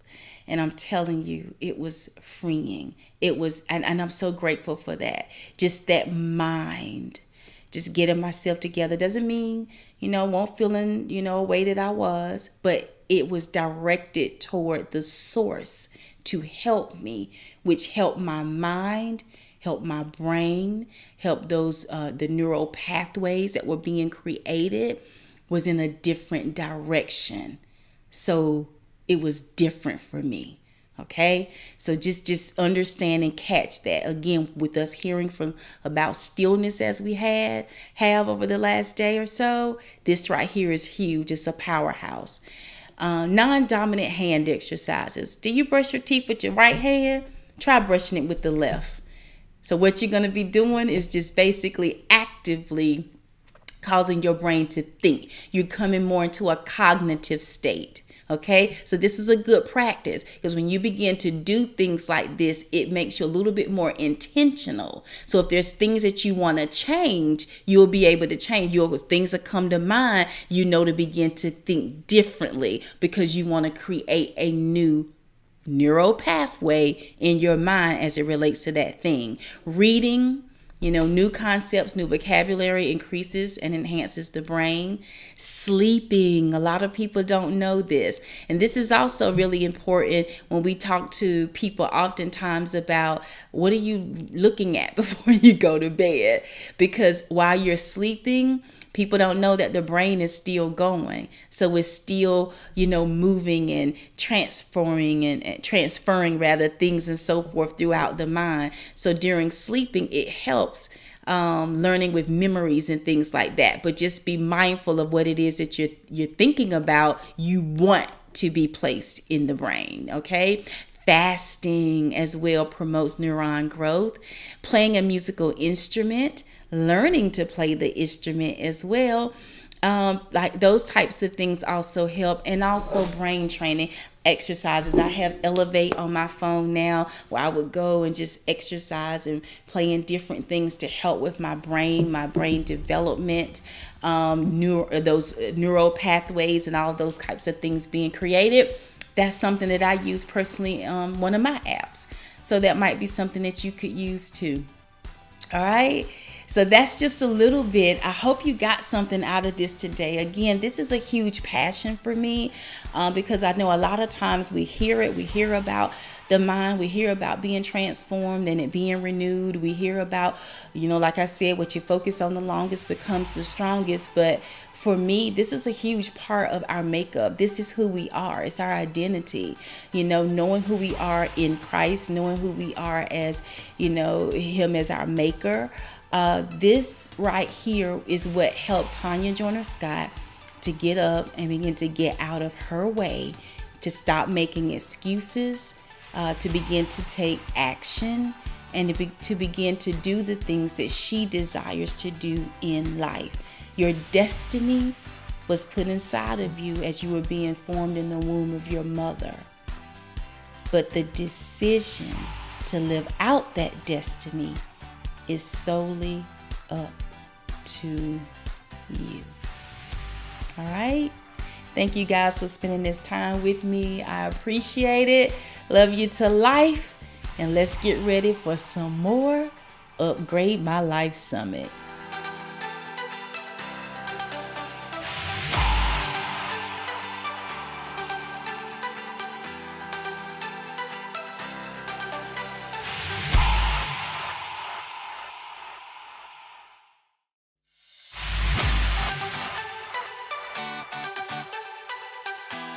Okay, guys, have you ever heard of challenge-based coaching?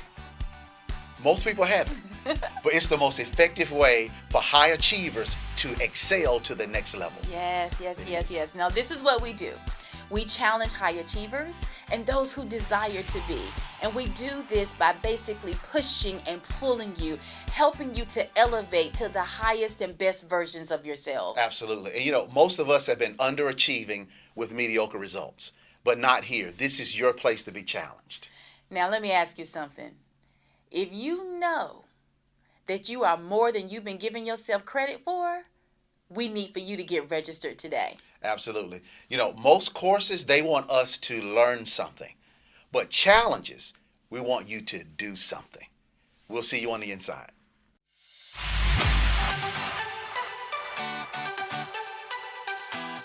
Hi, my name is Tahira Ogletree, and I had an amazing opportunity to be taught by the Upgraders and attend their 8-week mastermind course, Mindset Mondays. Tanya and Dexter Scott are a real powerhouse, and boy, I tell you, I have learned so much from them. One of my takeaways from Mindset Mondays was being open. You see, I used to struggle with getting my point across to people, and I would end up in conversations for long periods of time trying to get my point across, which left me feeling defeated, frustrated, and, you know, sometimes even angry, you know. But when I took Mindset Mondays, it allowed me to understand that when a person is not open to, you know, looking at different perspectives or different angles, then, you know, they're not open to receiving anything that I have to say, or maybe someone else has to say, or a new way of thinking. I learned so much in Mindset Mondays and from the Upgraders, and I am so grateful because I can now identify and shorten my conversations and no longer be frustrated when I'm in conversation with someone. I can identify their mindset, and I can, you know, step away from that conversation and releasing them in love and understanding that it is okay, that, you know, we all have room for growth, and we will not grow until we are open. It is like going to a store, wanting to go to a store, wanting to get into that store, but that door is closed. You cannot get in on the other side unless it's open. My name is Tahira Ogletree, and I have had a wonderful experience being taught by the Upgraders. Thank you so much.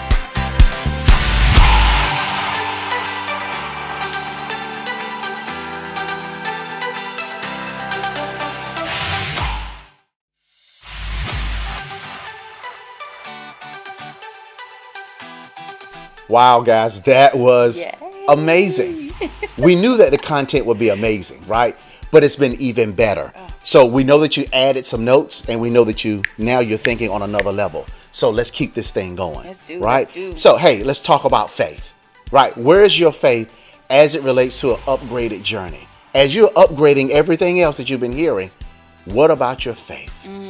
What about your faith, right? It needs to be upgraded. So we get ready to bring to you none other than Mr. Charles Johnson. Yes, yeah. Charles Johnson. I'm going to tell y'all, it feels so good. You know, here come a ram, y'all. They don't even know what a ram means. Don't do no, that. I'm just saying don't the people who don't know, they don't know what a ram is. WSSU. He's from my Ram family. Okay, see that explains it. Does that help? Yeah, that explains it. But I'm excited. You know, established a friendship then, and then just kind of came back together, you know, here over the last few years, him and his beautiful wife. And we're just so excited because when we were preparing for this, you know, and it's kind of cool because you and Charles even established a nice little friendship too. We did. And that was really pleasing to me too. But it was kind of cool because when we started talking, Charles was one of the first people that we even thought about too. And it's just from the time that we spent together and just his passion and all that he brings. But let me just read a little bit, give you a little bit of background as to who Charles Johnson is, and just prepare to be blessed. Absolutely. All right, you ready? Charles Johnson. He is a success mindset coach, speaker, author, and pastor. He's spoken domestically and internationally to groups both in the spiritual and secular communities. He's passionate about helping entrepreneurs and leaders go from good to great and from great to phenomenal. That's good. That's it. That's really good. It is. It is. All right, y'all. Well, it gives us great pleasure to get on out your way so that you can hear from none other than Pastor Charles Johnson.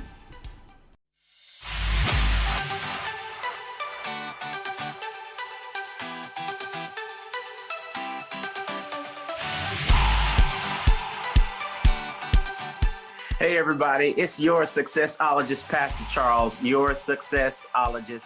I help people go from good to great, from great to phenomenal in their life, in their business, and in their careers, especially if you are an entrepreneur, faith-based entrepreneur, or a leader. I help you go from good to great, from great to phenomenal in your life, your business, or your career.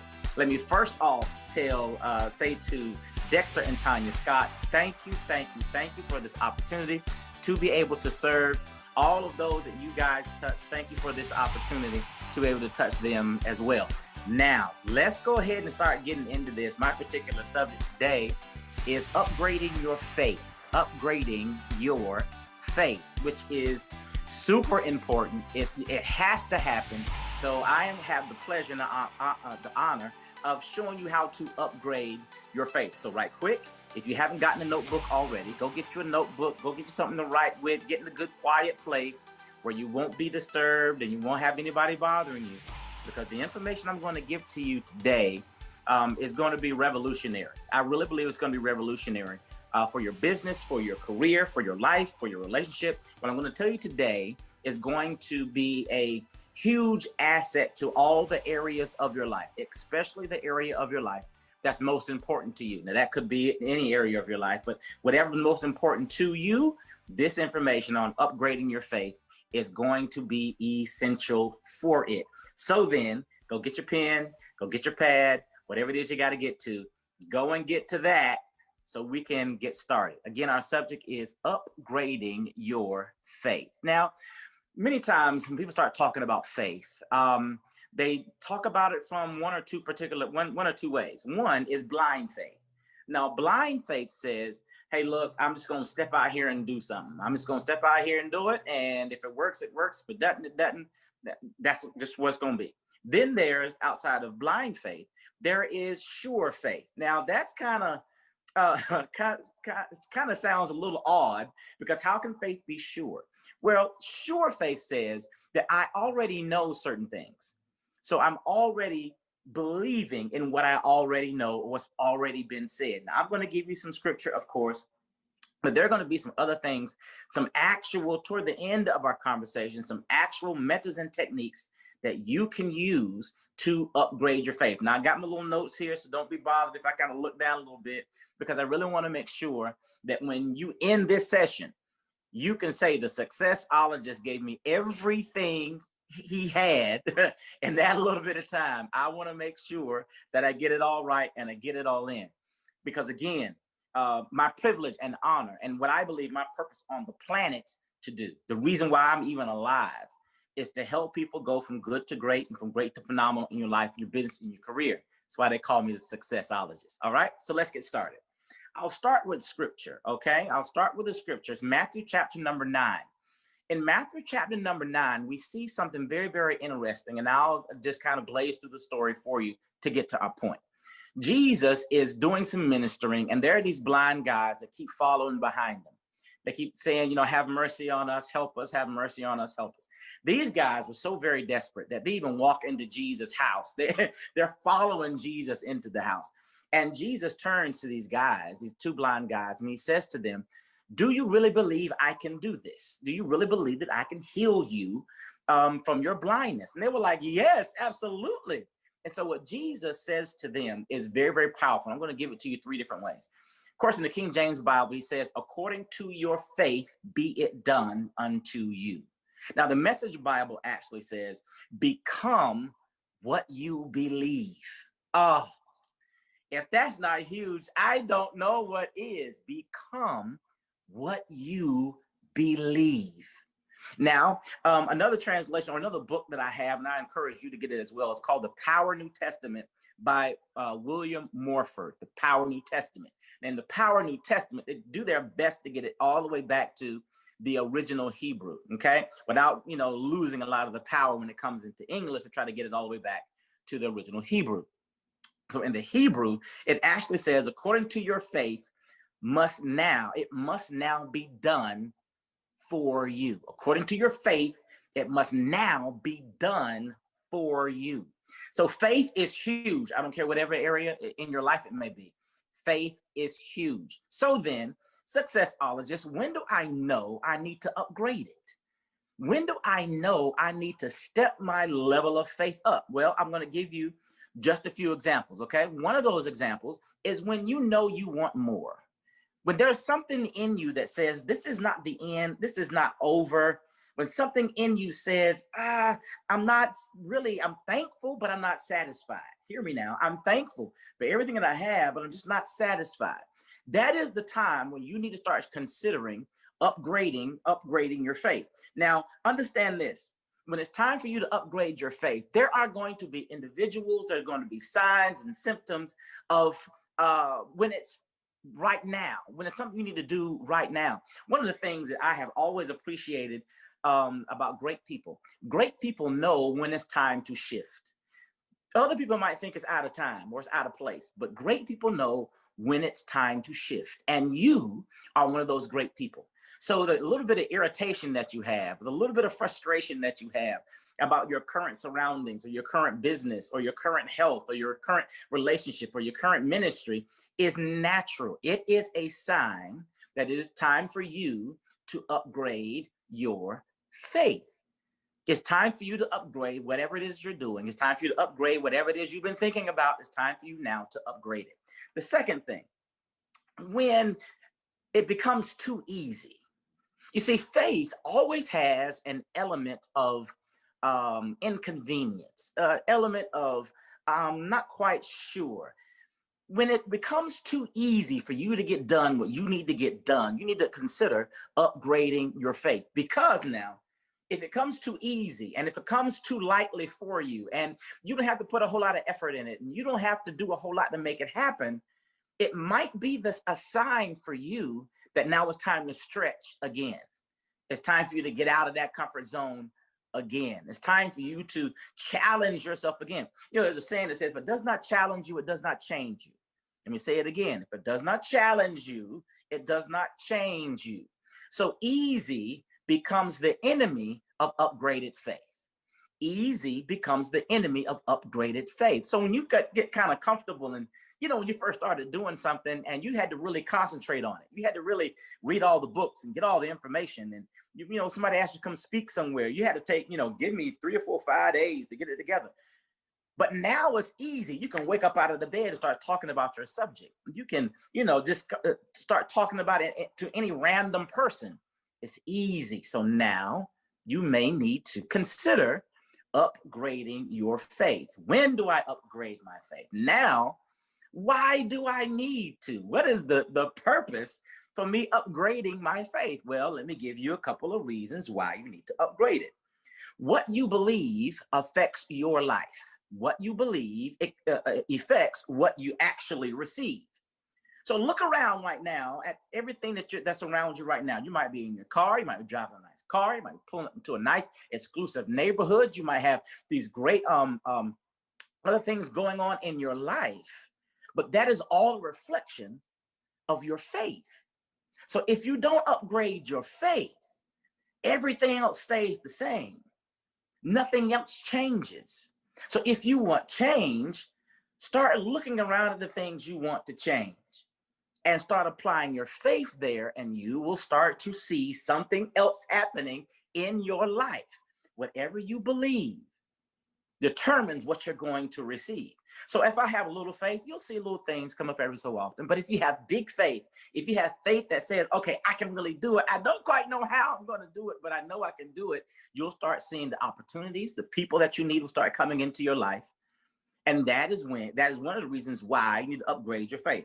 And that's another reason why you need to upgrade your faith is that without it, the Bible says, without faith, it is impossible to please God. Now, listen to the first part of this. Without faith, it is impossible. Wait, let's not even get to the God part. Without faith, it's impossible. So, boo, let me tell you, if you can't see yourself there, if you can't believe that you can be there, it's not going to happen. It's impossible. Not impossible to your neighbor, but it's impossible to you. So you have to have this level of faith. Even Napoleon Hill talks greatly about faith in his book, Think and Grow Rich. He said that faith is the driver of success. It is the thing that drives you. The Bible comes along and says, even, without faith, again, it's impossible to please him. So what I am saying to you is, why you have to upgrade it is because it directly affects everything else in your life. Where you have little to no faith, you'll see little to no result. But where you see great faith, you will see absolutely, without a doubt, great result. Now, I told you when, I've given you some reasons why. Now, the question that I would think that would come next is, how do I do it? There has to be a way to get it done. So how, successologists, do I do this? Well, number one, again, let me go to my notes. Number one, what comes in also comes out. You put in trash, you're going to get out trash. What am I saying? What I'm saying to you is similar to what the Bible says. The Bible says that faith comes by hearing. I know it says of the word of God, but listen, faith comes by hearing. So whatever I'm letting in, whatever I am giving my ear to, whatever I hear the most, I believe the most. Oh, write that down. Whatever I hear the most, I believe the most. So then how I start changing how I believe, I got to watch what I'm bringing in. What TV shows am I watching? What books am I reading or listening to?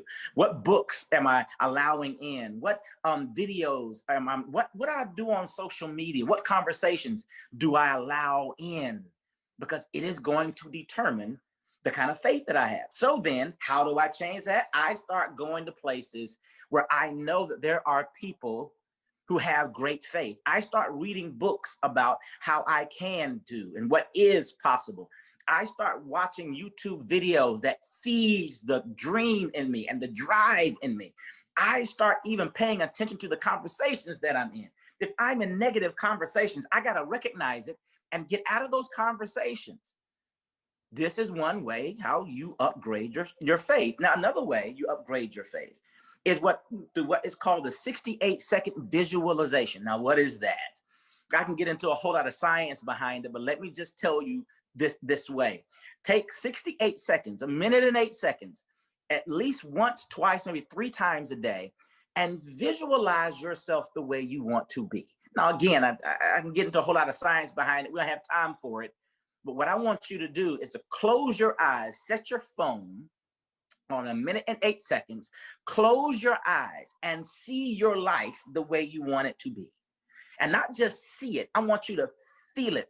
What are the smells? Not part of my visualizations is going to the beach. So I hear the water and I feel the wind on my face and I see the seagulls flying by and I see the people walking up and down the beach and I feel that relaxation and that no worries thing come all over me in my visualization. So what I'm saying to you is to do the same thing. The Bible says, without a vision, the people perish.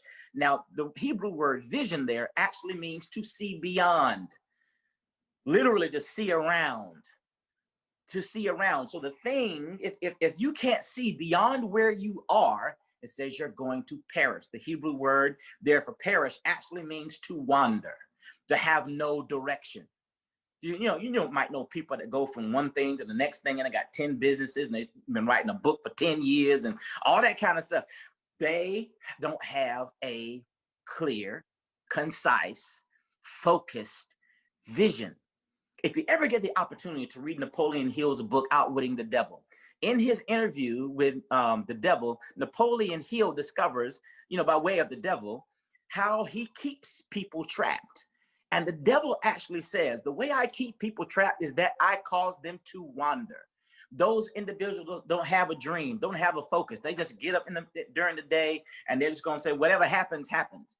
He keeps them in poor health. He keeps them broke.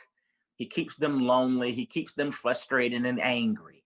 So when you have this vision, when you start doing this visualization, it changes all that, because now you have a picture, not only a picture, but I have a feeling that goes with it. I have sound or taste, whatever it is. The next thing you need to do, and I talk to all of my corporate clients about it, my private coaching clients about it. I ask them to write down things that they like about themselves.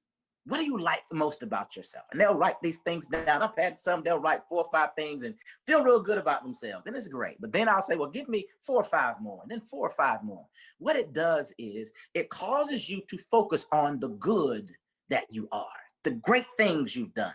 I encourage them to write down your successes of the day. We can come up with all kinds of reasons why things didn't go right and what you messed up and what you didn't get to. We can talk about all that all day, but what were your successes? And the more I talk about my success, the more it builds my faith. So I asked them to write what I like most about myself, and then what are my successes of the day? And then I tell them, look, try this out for size when it comes to upgrading your faith. I have this notebook. It's not here with me right now, but I have this notebook, and I write down a vision for every area of my life. And I say, my vision for my health is, my vision for my business is, my vision for my money is. And I'm writing out my story.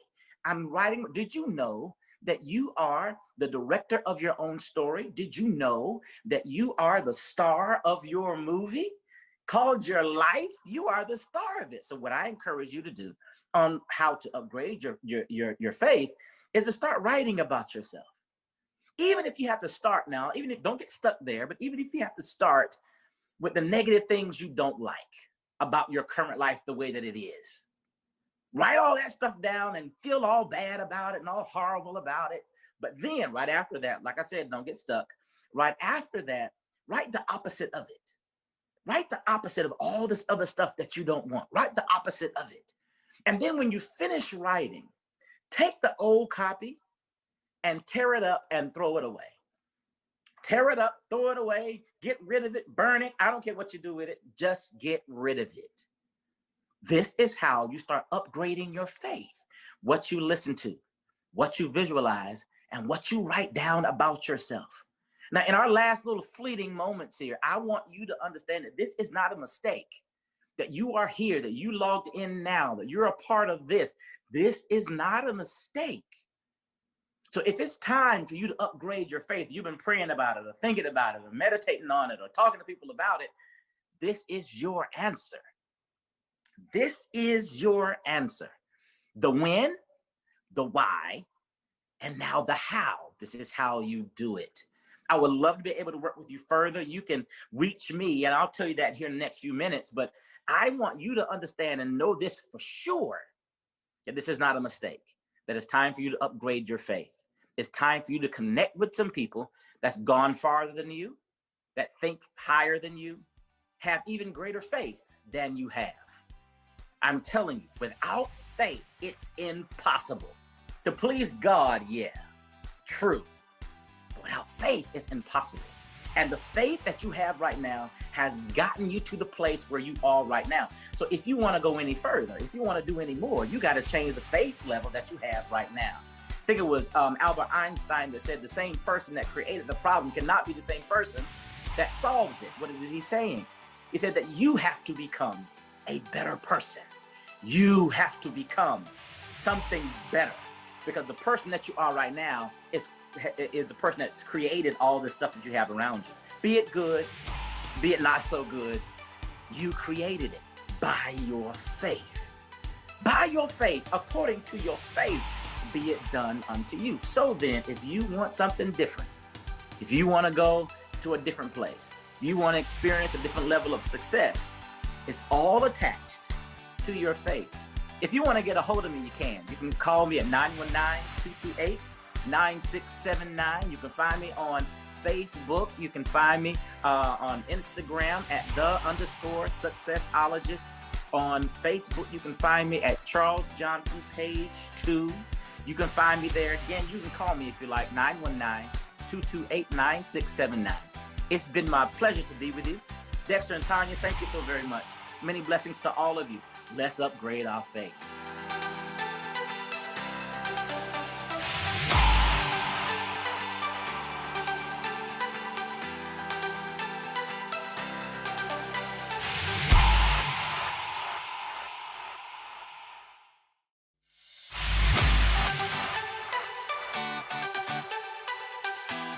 Okay, guys, have you ever heard of challenge-based coaching? Most people haven't, but it's the most effective way for high achievers to excel to the next level. Yes. Now, this is what we do.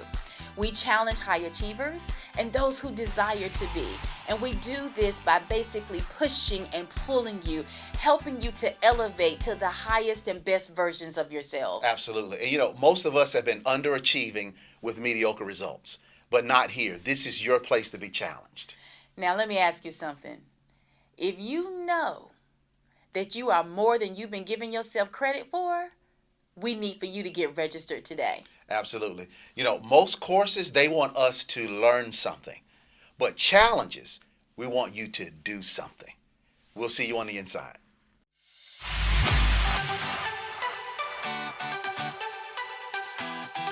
Hi, my name is Michelle Phillips, and I would like to share with you how working with the Upgraders has helped me to transform my thinking, my actions, and my life.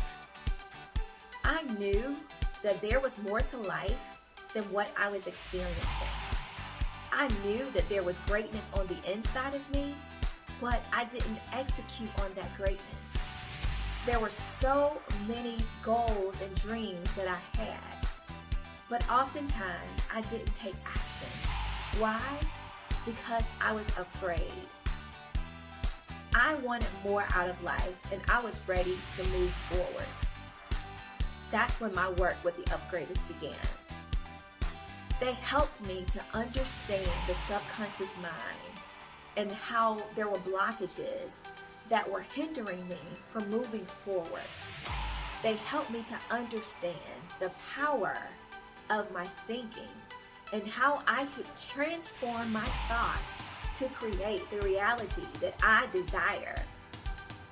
As a result of our work together, I am more confident. I understand the power that exists on the inside of me. I am able to recognize negative thoughts when they try to appear and shift my mindset at that very moment. Because of my work with the Upgraders, I no longer allow fear to paralyze me, but instead, I allow it to propel me into my future. I am so grateful for the Upgraders and the work that we are doing together.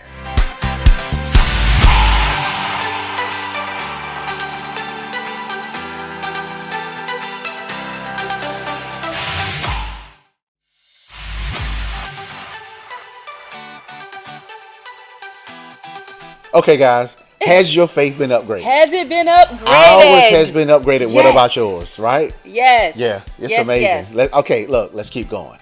Let's keep going. So the next speaker, get ready, right?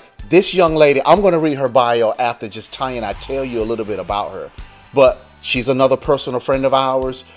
We were on stage with her in Jamaica. Yes. We spoke on stage with her. She invited us to be on her platform, and it was absolutely Phenomenal. It was transformational. It really was. Transformational. And she is an amazing goodness.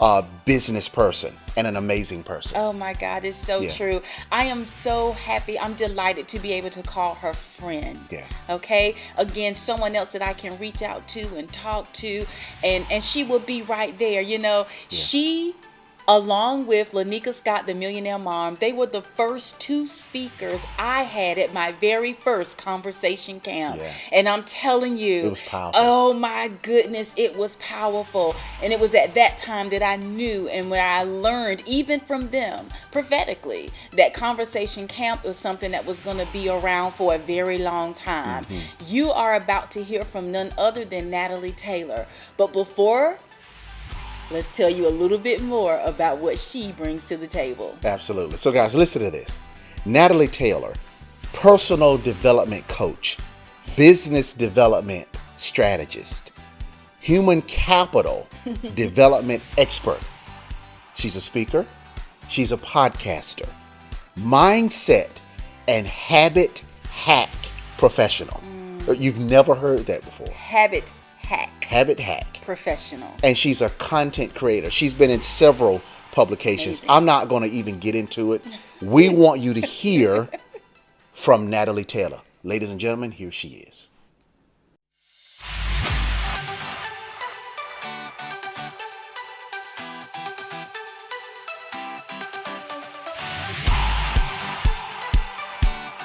Hey. Welcome, everyone. As they mentioned, my name and my accolades, but I'm here to tell you that as I'm presenting to you, I'm really presenting to myself today, right? They wanted me to come here and talk to you about building a winning strategy. And the truth is, many of us go to conferences and seminars to listen to other people, hoping that they can give us something else, something different, show us something that we don't know within ourselves. But I'm here to remind you that the very thing you're looking for is already inside of you. Maybe God has already given you a vision a long time ago, or maybe he has reminded you about a vision recently. Just like David was working in the field and he was given a vision that he was going to be a leader. He was going to be the next king. Imagine God anointing you for something that you are not yet equipped for. You don't have the capacity for it. People don't even recognize it on your life. Maybe you're in a situation where you're working in a job where people don't even value you. Your children don't even respect the anointing on your life. The church that you're serving in don't even see you as worthy to be serving. Yet here you are, waiting on a word, waiting for somebody to give you something. So just like David, when he was anointed, here he goes serving the man who he was supposed to replace. How does that make you feel sometimes? To know that the people you're serving, God has called you to do the very thing that you're not yet recognized for. You're carrying the bag for the person that God has told you have that gift. Maybe you're working at a job when God has told you that is your company. Maybe you're building something, working in a home, and God has told you you're going to have a home like that. But your credit score is saying something else. Your relationship may be saying something else. Maybe your credentials, your degree, your examinations, your studies is saying you are not equipped, you're not worthy. Maybe your past, maybe it, like me, it's your past. Right? Maybe like me, you were young and you had a child out of wedlock, or maybe like me, while you were still young, you got a divorce with multiple children and you're thinking, who is going to take me? Where am I going to be? Can I start again? Can I build again? So let's talk about building a winning strategy. The first step that you got to take when you're building a winning strategy is accept that God has given you a vision. Jeremiah 1:5 says, I knew you before you were in your mother's womb. So that means that there's a plan and a purpose for you. No, you're not delayed, and no, you're not denied, right? You have to understand that the path that you are on right now, all things are working for your good. So what is the vision? What is the vision that you have in your mind? And who are you? Because the truth is, if you have a vision to build, but you're busy planting, you're in the wrong place at the wrong time. And if you have a vision to be able to sow, but you're out there tearing down, you're in the wrong place at the wrong time. So you've got to step back and ask yourself, who am I in this season? What season am I in my vision? David knew in the beginning, even though he was anointed to be king, that in that season, he was still to go back and serve the sheep. So some of us, we got to have humility in the beginning of our season. Be humble enough to do the thing that God has placed us to do right now while we can still benefit from it, while we can still learn from it. See, some of us are busy dreaming about the vision and not focus on what we can do right now. What can you do to build capacity? Maybe the vision God gave you is something pertaining to numbers, and you were told that you were never a numbers person. Well, what could you do to build that vision? Because to build a solid strategy, you got to know what your strengths, your weaknesses, your opportunities, and your threat. What is the internal thing that you are good at? David knew that he was great at taking care of the sheep. David knew that he was great at taking on the bears and the giants. David knew that he was a good protector and a good provider. What are you good at? What is your weaknesses? What are some of the places, the red flags that you've missed in your past? Can you improve on those things? Can you grow in those areas? Can you take a class? Are you going to be able to find a mentor, a book, a coaching system, or a program? It is very important that you're able to identify what is it that I need in this season of my life? Where can I build up? When David went to go serve his brothers, he saw that they had a problem, and he started to inquire about the problem. See, what David understood was he's a problem solver. He may have been a problem solver in the pastures with the sheep, but he understood that if he could solve a problem in there with the sheep, he could apply that knowledge somewhere else. So maybe it is that you are not in the place corporate or in a relationship or in your mind or education, but how could you apply your strengths to cover your weaknesses? So as he inquired about the giant and what could be done about this giant, he also inquired what would be the price that would be paid for it. Some of us are trying to solve problems that do not pay us any money. You're busy on the phone talking to people who have problems, yes, but it has no payment to it. Some of us are on social media listening to people who cannot help us, who cannot serve us. And you've got to figure out, what is the capacity that I need to build in this season? And who are the people I need to get around? And what kind of problem do I need to solve? Because understanding who you are, where you are in the season, and the problems that you need to solve and who you need to solve it for is going to get you forward in building a winning strategy. So here's David. He's asking about the problem. He's assessing what's the value of this problem if I should solve it. And Saul says to him, if you solve this problem, I will give you my daughter. If you solve this problem, I will make sure that your brothers and your father is taken care of. If you solve this problem, I'll make sure that you never have to pay taxes. Some of us are settling for too small. We don't know our value. We don't know our worth. We don't know where we should be. And so we're moving into places and we're moving into timing and we're not trusting God. We're not asking, how do I solve this problem? What will me solving this problem bring to not just me, but to my family, to my community, and will it build generational wealth? Because if you're doing the same thing and you're not getting a different result, chances are you are on the crazy cycle. I know because I've been there. So let's move on. You got to know who you are. You got to know what your vision is. And you got to know where you are in the season. Because though you may have the vision, it may not be time to move into it. Where you are in this season may be preparation for you moving into it. All right, so here he is solving a problem for Saul. Saul tells him what he's going to get for it. And he said, okay, I'm ready to go. And Saul says, why don't you take my armor? Many of you came here today and you're looking to see what strategy worked for the speaker before me or the strategy that worked for all the other speakers. And I'm here to remind you that the strategy that's going to work for you is based on the rhythm of your lifestyle, based on the rhythm of the things that you overcame, rhythm of the problems that you solved, and rhythm of the pain that you pursued.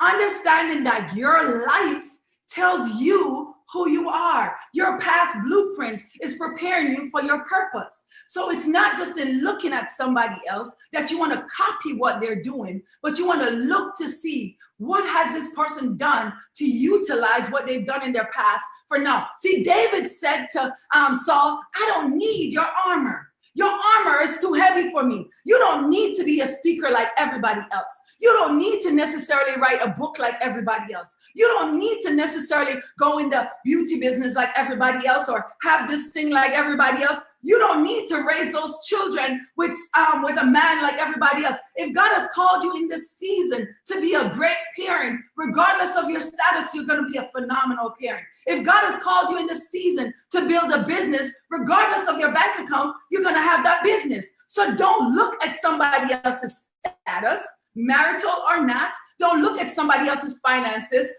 rich, wealthy or not.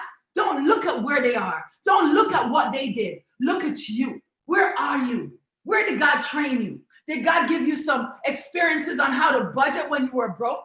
Did God give you some experiences on how to overcome heartbreak when you were in a bad place? Have you come from a place of transforming your whole life, building a business with nothing? Because that is what you are skilled with. David reminded himself. He said, you know what? This uncircumcised Philistine, I don't know what your problem or your challenges are, but you have to understand that the uncircumcised problem that's ahead of you, the financial debt, the lack, the marital issues, the issues with the children, the health issues, that's the uncircumcised challenge that's ahead of you. And the winning strategy that you have for that is coming from what did you overcome last season? What did you overcome the season before that? How did you do it? How did you build back from that past breakup? How did you build back from that bankruptcy? How did you build back when you lost those things? How did you build back when they fired you from that job? How did you build your business when everybody else was telling you no? How did you go forward and build something out of nothing? How did you raise those children on barely anything in your bank account? Those experiences are not for nothing. They are your winning strategy. They are your set of strengths. They're the strengths that you will use to leverage your weaknesses. That's how you will eliminate the threat. And that's how you will conquer every opportunity. The opportunity that's out there is like the widow woman with a little bit of oil. The prophet said to the widow woman, listen, what do you have in your house? Some of you are trying to look outside of your house at everybody else. Oh, this person is doing that. Maybe I should do it. This person is saying that. Maybe I should say, what is God saying to you? Where are you in this season? What is God doing in your house? What is God doing in your mind? What is God doing in your marriage, in your children?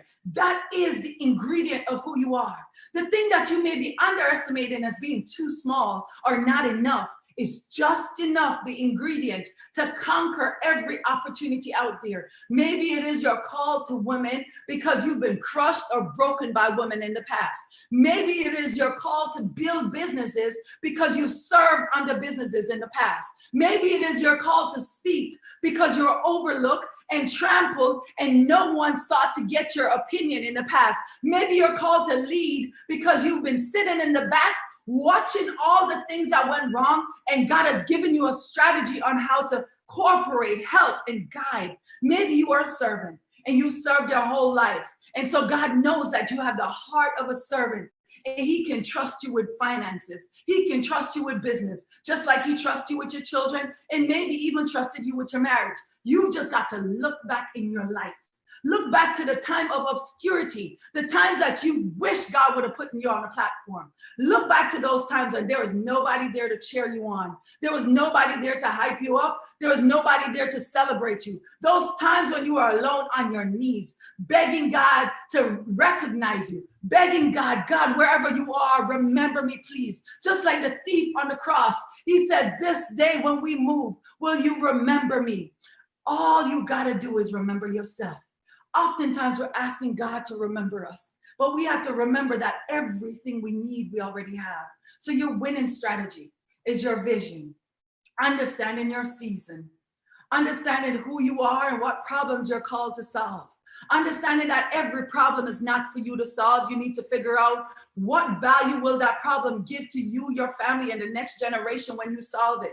Understanding that you don't need somebody else's coat of armor because you don't need to walk in imposter syndrome. You can walk in all of who you are. You can own all of your weaknesses. You can own all of your past. You can own all of the dirt and all of the shame. You can stand on top of the shame. You can stand on top of the devastation. You can stand on top of the stuff that's been driving you crazy. You can stand on it. You don't have to hide from it. Be like that donkey that they tried to bury. Every time they put dirt on you, shame on you, disgust, whatever, you just shake it off and step up and understand that you have a winning strategy on the inside of you. Because all you got to do is recognize that you were built to win. You were born to win, and you have a blueprint that tells you that sickness couldn't take you, debt couldn't take you, destruction couldn't take you, divorce couldn't take you. Heck, this pandemic damn near tried to take you, but it could not take you. And here you are. What have you done? And where do you want to go? Because where you are and where you want to go, in between that lies all of what you possess on the inside. And all you got to do is be willing. Be willing to use every bit of it. Yes, that might be a giant, but did you slay a lion? Yes, that might be sickness, but did you overcome frustration?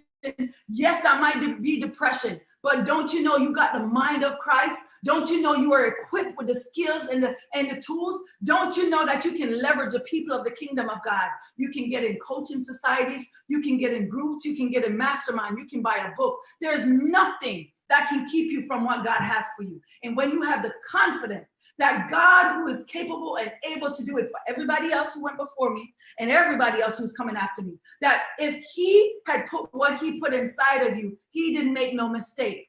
You don't need to be like somebody else. You just need to be more of who you are and be confident in that and take on only the things that will pay you for the place you want to be in life. God bless you guys. So I just gave you all of that information, and let me just calm down for a little bit, because I want to let you guys know that, you know, I didn't just get here. I didn't just arrive here. I literally have struggled through imposter syndrome. See, maybe you're like me, where you were in the field and you were anointed, and God did tell you a vision, and God did give you a dream, but you started to think about the fact of, you know, I had a divorce, or I had a child young, or, you know, maybe you started to think, when I have enough money, or when I meet the right person, or when I'm able to vindicate myself, or when I get to the place where I have the degrees or the diplomas or the certification. Or maybe you're waiting for someone that you look up to, someone you've been serving, someone you've been there for, to recognize your worth. And so you have not moved into the thing. See, for so many years, I was filtering myself. I didn't move into the thing. I did enough. Yes. I got the degrees, and I got the relationships, and I got the stuff. But the truth is, I wasn't being authentic. And so as a result of that, it didn't feel fulfilling at all. Right? I was struggling on the inside. I wanted to speak. I wanted to say how I really felt, but I said what I thought other people wanted to hear. So maybe, unlike what David did, I would have borrowed Saul's armor, because Saul is, I mean, he's king. Shouldn't he know what to say? Shouldn't he know the right thing to wear? I mean, Saul is indeed king, and he was actually anointed by God. So wouldn't Saul know all the right steps? But I want to stop you right there, because no, they don't. No, they don't know what's on you. Because though Saul was anointed, David didn't know that Saul's anointing had left. David didn't know that God was no longer with Saul. And so he would have been taking on Saul's whole armor when it was not God's whole armor. See, we have to take on the whole armor of Christ based on what's on us. He has given to us the faith that is necessary for the walk that we have in our life. So somebody else, though they might seem like they are smarter, though they might seem like they're wiser, though they might seem like they're more qualified, the truth is, had they been qualified, they would have solved the problem you're here to solve. See, Saul was up there in terms of status. He was in a position of power, but he did not have what it takes to do what David was called to do. David wasn't just called to be a shepherd.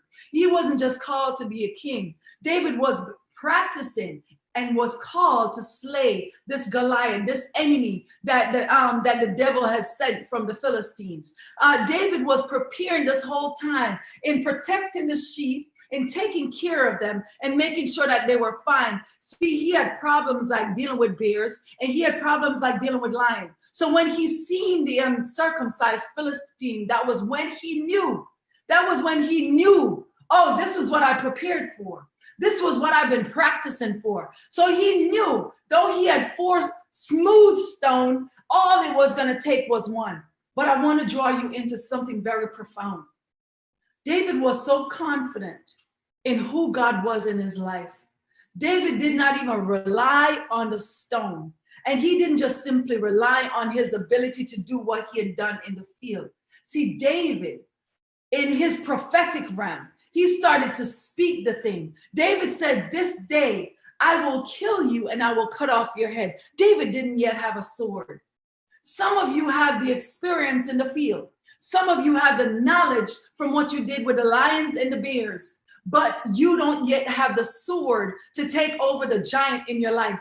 So I want you to begin to understand that your belief in God and your trust in God, and not just in your ability, not just in your strength, not just in your opportunities, not just in overcoming your weaknesses, but in understanding that your weakness, when paired with the threat that's upon your life, with the threat that's upon your vision, with the threat that's upon your marriage, your ministry, your family, that God will use the thing that was your weakness. See, David's weakness was he didn't have a sword, but David prophesied that this day I will cut off your head. How is he prophesying that he's going to cut off Goliath's head when he doesn't have a sword? He has 4 stones because he knows that he's going to be able to kill, to steal, and to destroy. See, the enemy came to kill, things in our life, came to kill our relationship, kill our dreams, kill our visions. But we understand that the enemy can only copy what God has already put on the inside of us. So we need to understand, what is it that we're going to have to kill to move into what belongs to us?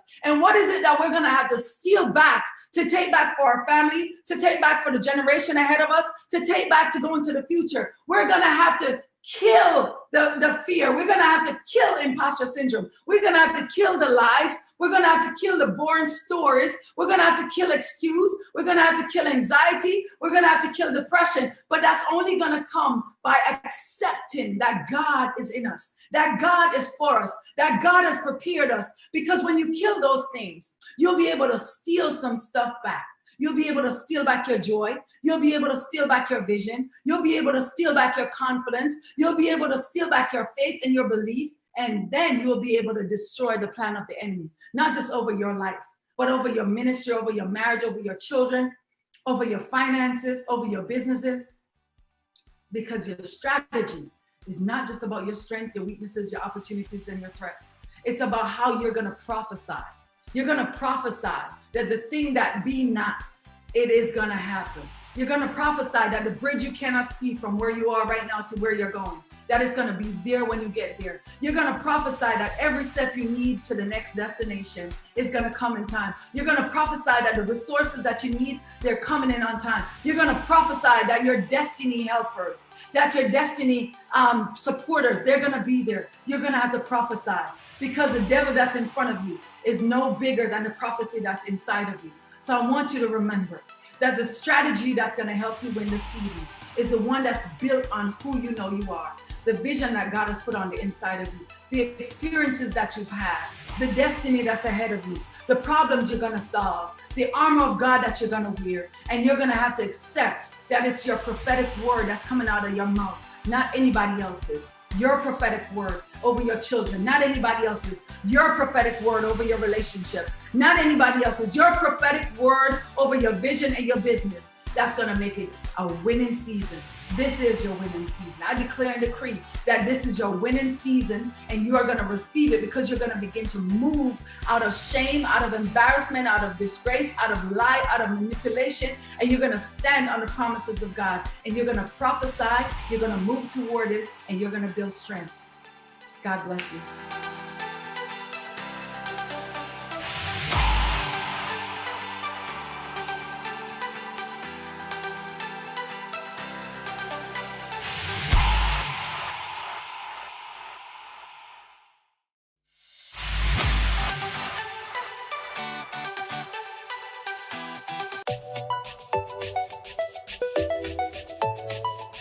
Shine, shine, all you gotta do is shine. In spite of all your worries, you gotta tell your story. Shine, shine, all you gotta do is shine. 'Cause when you tell your story, you're giving God the glory.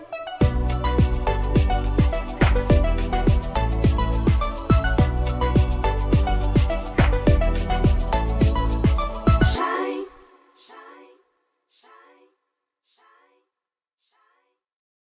Shine, shine.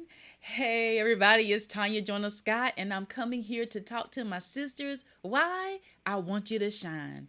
I need all of you to go over to Amazon.com and get your own personal copy of Shine, an anthology of healing. I had the opportunity to collaborate with 19 beautiful women who basically shared the story, of a story in their life, out of their life, with all of us. And I'm telling you, it's absolutely amazing. It is powerful. I wanted my children to have both parents. I didn't want him to be a part-time dad, a weekend dad, but I wasn't thinking about myself. It's when you begin to share is when things begin to break. You know, I struggled with drugs for over 30 years. I mean, but that wasn't my own, that was just a symptom of what the real problem was. I was depressed. I would go to work smiling. Somebody would say with the mask. I had a big mask on. Me growing up and experiencing abuse on every level. I saw my mother brain, her head was split open. He leaned over and start touching me. I was literally confused. I believe it was from the first time he penetrated her. She had to have stitches. I'm laying there in pain. I'm 7 months pregnant. And I can't even open my eyes to see. Just going through life, not caring who I hurt. I know who I am today, and I know whose I am today. But what about all them little girls I left that he did the same thing to after I left? What about the guilt of, even if you would have lost your career, look how many more, they would have at least been looking. There were times that I didn't even want to look at myself in the mirror. I'd look away. Every mirror in the house, I wouldn't even look at myself. And everyone, oh, you're so beautiful. Even at that age, I knew how wrong it was. But he told me, don't tell anybody. This is between you and me. One thing that I've come to know and realize is that exposure brings closure. And when they begin to expose to us some of the things that has happened in their life, it let me know one thing. And it showed me how true that statement is. Because now I watch them, I hear from them, I see them, and there's a confidence that's grown even the more. They're taking platforms, they're talking to women all around the world. They've been on interviews, just different things to help other people to realize and know that there's absolutely nothing that you cannot overcome and nothing that you cannot conquer yourself. And that's why I want you to get this book. Read about it. I'm pretty sure there's going to be some type of commonality that you find with more than one of these women that will also help you to overcome even the more, or even to begin to overcome at all. If you're interested, if you like to get an interview set up for Shine Volume 2, I want you to text Shine, the number 2 to 919-301-9886. See, this is so much bigger than just writing a book. It's so much bigger than just identifying and sharing your life with others. It's also going to be something that also helps you. Just take a listen. So being a part of Shine Anthology began to open up who I really was. I was learning to first love myself. Be prepared to share your truth. Just hearing the passion that she had as she described this vision that God gave her for different women to come together and tell their story. I knew that I wanted to be a part of that. The amazing feeling that I get with knowing that women all over the globe are going to be blessed from our testimonies, it melts my heart. It's purpose for my pain, because my story is helping other sisters and to realize that they too can overcome by the blood of the Lamb and the words of their testimonies. I was able to walk away and say, I am worthy to shine. I do not have to hide. I don't have to put my voice on mute, and I don't have to be ashamed because my now doesn't look like someone else's when I can look forward to my next. All right, we're ready for you. We're ready. We want to hear from you. I want to hear from you. Come work with me. Let's set up your interview on today. Send a text to 919-301-9886. The keyword to text, Shine, and the number 2. Shine, shine, shine,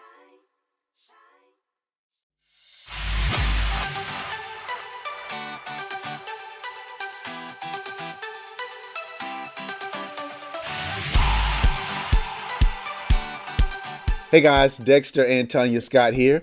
Yes, we are the Upgraders. And you know what? We just want to say thank you. Yes. Thank you for being a part of our summit, Upgrade My Life. It means a great deal to us. It really does. You know, it really does. Yeah, it does. And you know what? Now it's our time to talk to you about what it is that we do. Now, we're going to give you just a little bit of a history of who we are, right? Mm-hmm. 20 years of marriage. 20 years. 20 amazing years. Beautiful years. Yeah, 4 amazing children. Yes. An awesome son-in-law and 2 beautiful granddaughters. Adorable. Yeah, so you can probably hear it in our talk with North Carolinians, right? Born and raised. That long twang. Yeah, we got it. We can't help it. It's who we are.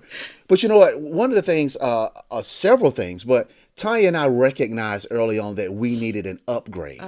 In our mindset, an upgrade in our thinking process, right? You know, Alvin Toffler says the illiterate of the 21st century.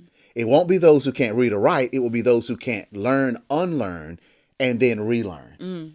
right? And we had to unlearn a lot of things. That's the reason why you're on this summit, because you recognize that I want to get to the next level. I want to get there. I want to do these things, but there's been some things that subconsciously just keep holding you back, right? And we recognize that those are the things that we need to unlearn. Yes. Right? Yes. Unlearn it. And we're going to talk to you about 5 of some of our principles that we have implemented to help us do the upgrading and the up-leveling that we experience, which is why we're offering this conference to you. Oh, so beautifully stated, babe. Yeah. So beautifully stated. Thank you. Here we are in the 21st century, and Tanya Joyner Scott, honey, I had to unlearn and relearn, okay? So because I was definitely illiterate in this time. Different accounts, but for me, I stopped dreaming. Yeah. I stopped desiring, I was really confused with contentment, as a woman of faith, especially, my whole thing was like, no, I don't need to be worried about that. I don't need to such and such. I don't need to that. And I would just shut down Dexter on different things he was wanting to do and desiring.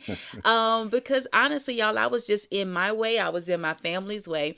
And I had to come to a place of getting out of my own way. And you talk about that a lot. I do. Get out of your own way. So if you're listening to us, get that.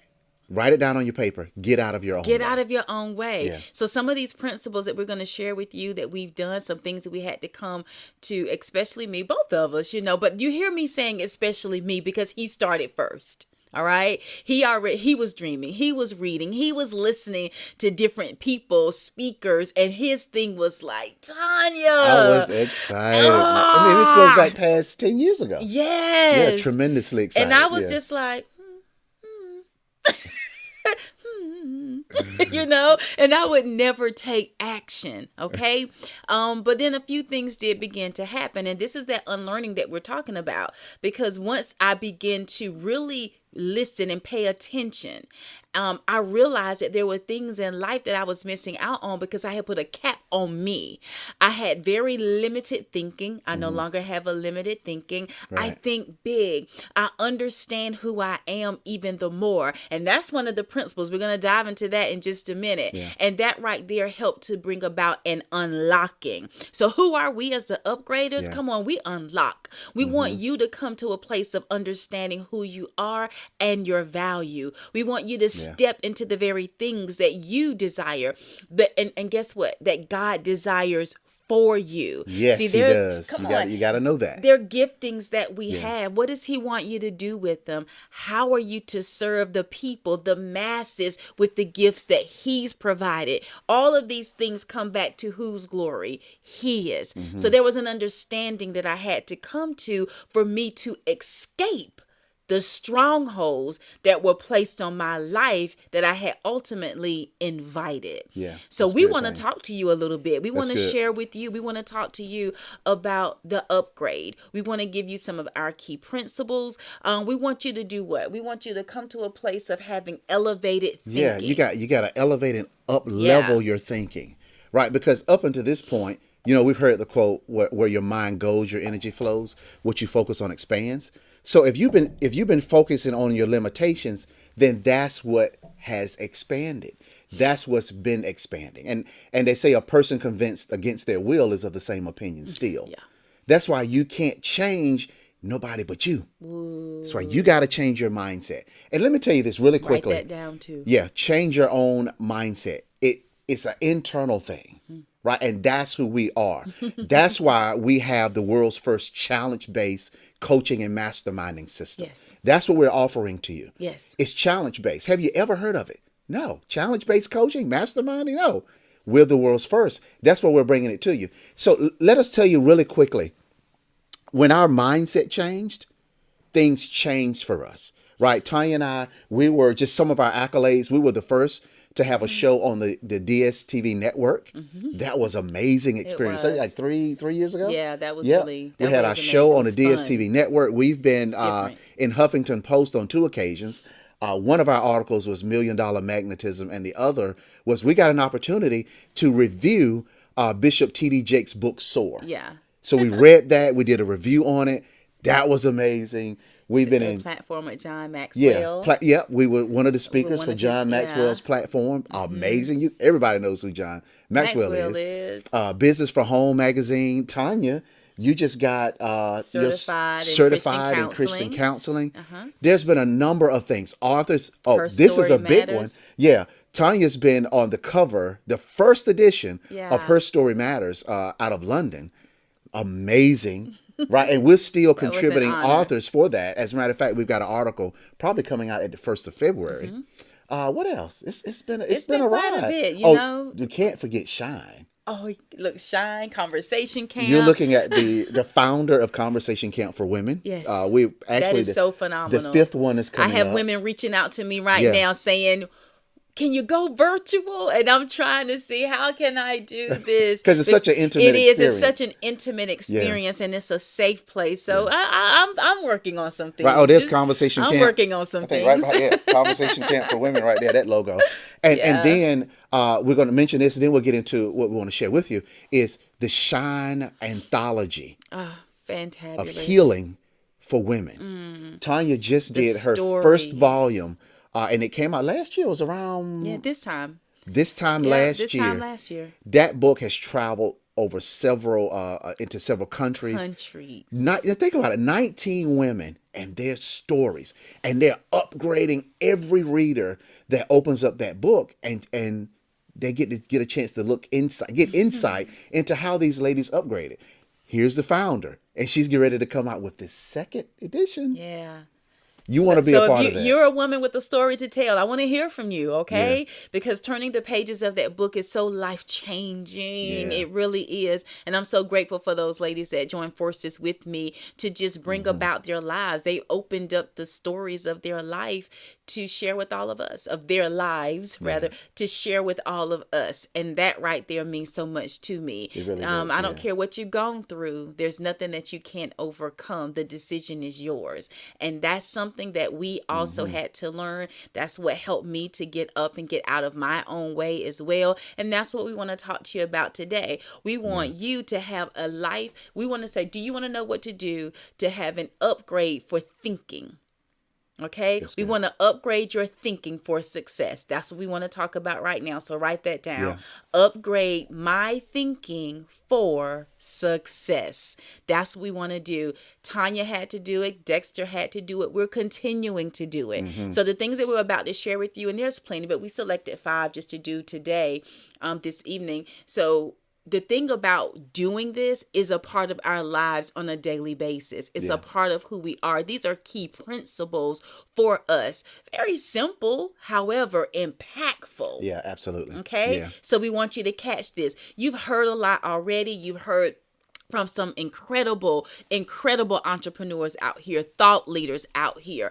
Every keynote that has come across our boards today, our faces, where you are, everyone that has come across this platform has equipped us with some incredible information to bring about change in our lives. Who is responsible for that change? You are. You are. I am. I'm responsible for Yeah. me. You're responsible for you. Dexter's responsible for himself. All you have to do is grab hold of it and begin to apply it. And it's a process. And that's what we continue to do. You know, even with what we're going to be offering, we have a challenge-based system, as my husband spoke of. We're going to challenge you. I'm going to challenge you. We Yeah. want you to get out of your own way. Absolutely. We want you to stop the limited thinking. We want you to take the cap off of the possibilities. We've learned, and that's good. a huge thing that we've come That's to really good. understand is where there's a realm of possibilities out here, but it's going to be up to you to grab hold of it. And you have to also know that you deserve it and that it's also for you.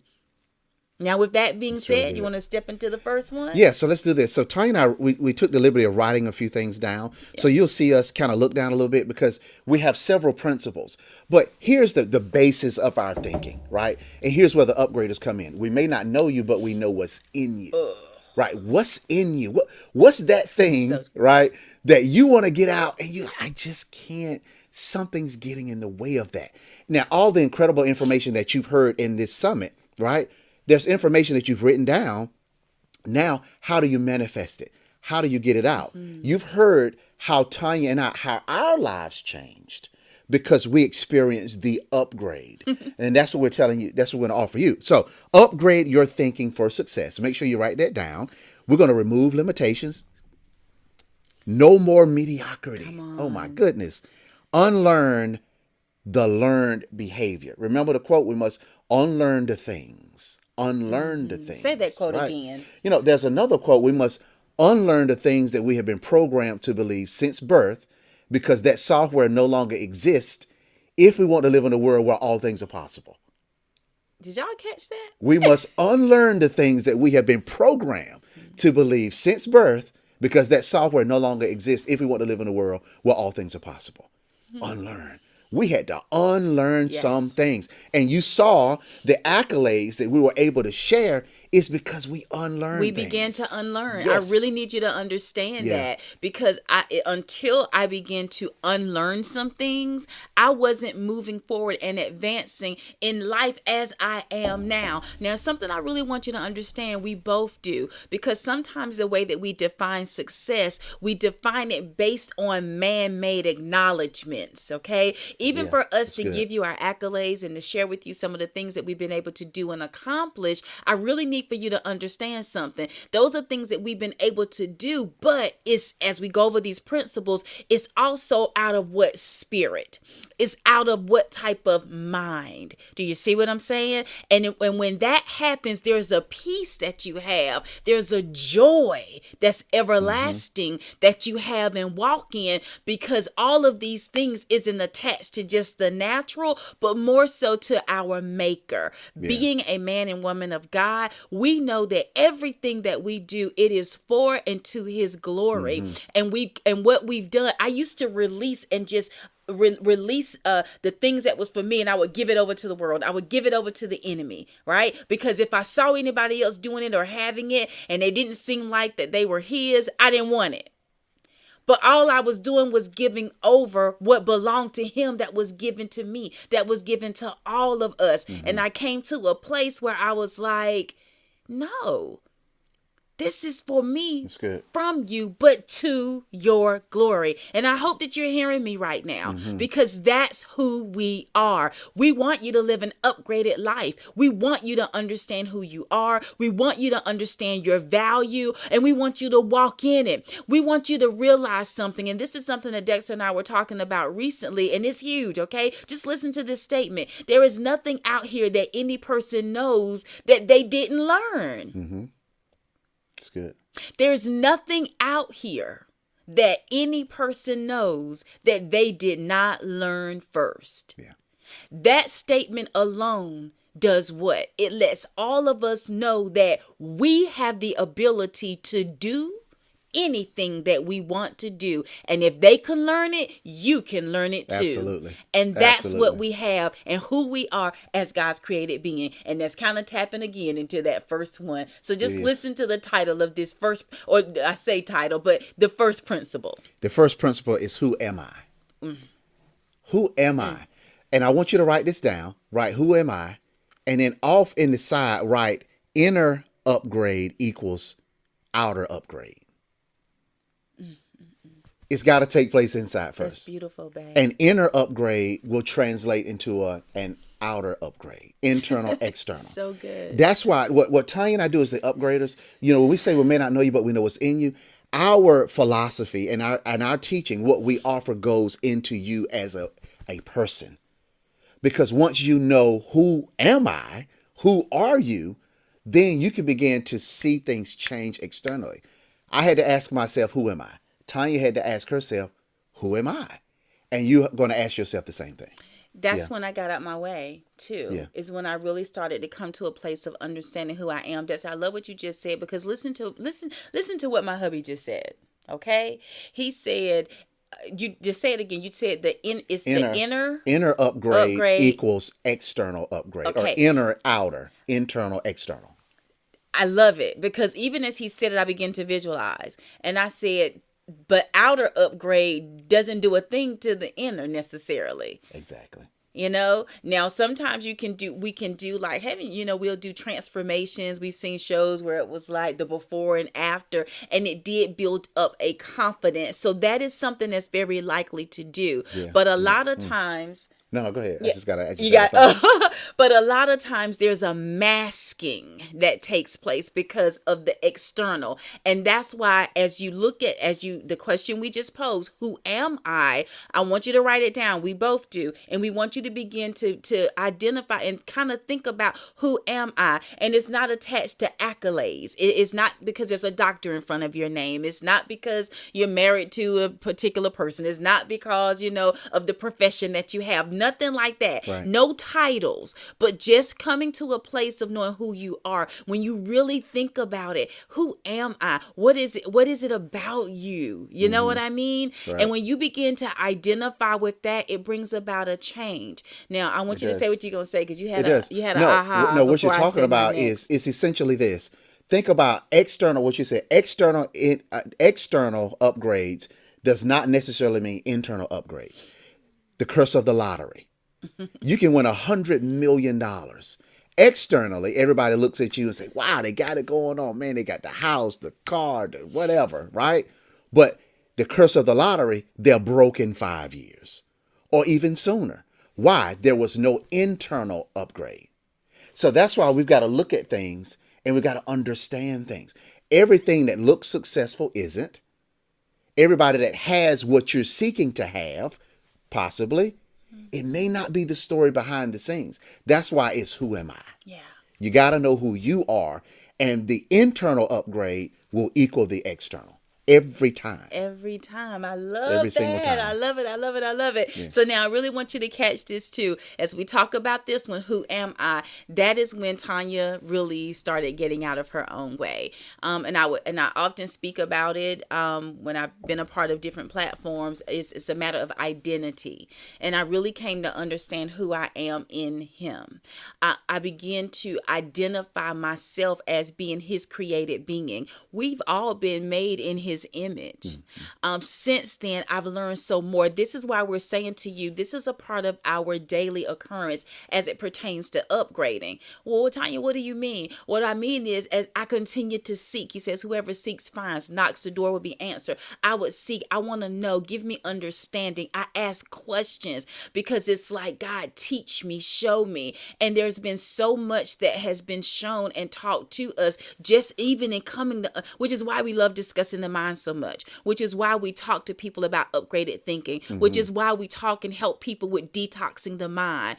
These are the types of things that we do. We have a passion for it. Yes. And I'm telling you, when you come to understand who you are and you recognize who that person is and how beautiful she is, how handsome he is, how intelligent they are, how powerful she or he is. I'm telling you, when you come to understand that, who you're linked to, your creation, I'm telling you, it changes everything. It does. So we ask you again, who are you? Number one, who Do are you? you know? Yeah. You know, and it's something, Dexter, because I can remember even hearing Oprah Winfrey talk about she was reminded of going to her home church and growing up. And the one thing that stood out to her always is the fact when the preacher would say, he would say, you're a child of God. So that's something that stayed with her, you know, it's identity. So again, we ask you, who are you? Awesome. All right. Number two. What is your vision? What's your vision? Do you know what you want? Right? Make sure you write that down, because most people don't know what they want and they haven't committed it to paper. Write the vision and make it plain. What's your vision? What's your 1 year vision? What's your 3 year? What's your 5 year? Right? Write that down, because that's very important. What happens is when you don't type it in the phone, this is just my own personal thing, but don't type it in your phone. Write it down. It says scripture says write the vision and make it plain. What happens is when you write it down, now you begin to give your reticular activating system a focus. A focus on, okay, this is what I want to do. Think about all these ideas that's been going around in your head, and you're like, man, I just can't figure this thing out. So think about when we were growing up and we had the magnifying glass. And we would just see ants. I know this is cruel, but you would just see ants on the ground. You're like, oh, let's get the magnifying glass. So you get the magnifying glass, and it takes the power of the sun and brings it into this device about this big, and then it shoots a beam down, and you just sitting there burning ants, right? People have even lit paper on fire with that. Think about that. You've got a device in your hand that can take the power of the sun and just shoot it in one specific place. So when you write down, what do you want to do? What's your vision? You're taking all of these ideas and you're bringing it into this funnel of power, and you're focusing in on it. That's very important. It is very important. It is. I'm gonna tell you, okay, It and is. as you were talking, Yeah. it just kind of took me back to things that we talked about before. So again, here it is with vision. This is something that Tanya had to do. See, I had none. Remember, I wouldn't even dream. Yeah. You know, I wouldn't even tap into my imagination. This is one of the first things I started learning from my husband, because he was going into the theater of the mind. Okay, so that's something he would do. And then after a while, I realized, like, dreaming, you know, and that right there brought about having vision, which gave us direction. So that's what we're saying to you. You want to make sure, and what we've been doing as well, and we consistently do it, because sometimes you might look at things and say, this is still good, and you may have some adds or takeaways from whatever that thing may be. But nobody arrives at any destination really without a desire of going there. You know in which direction you're actually headed, which helps us to establish our goals. It helps us to establish our next steps.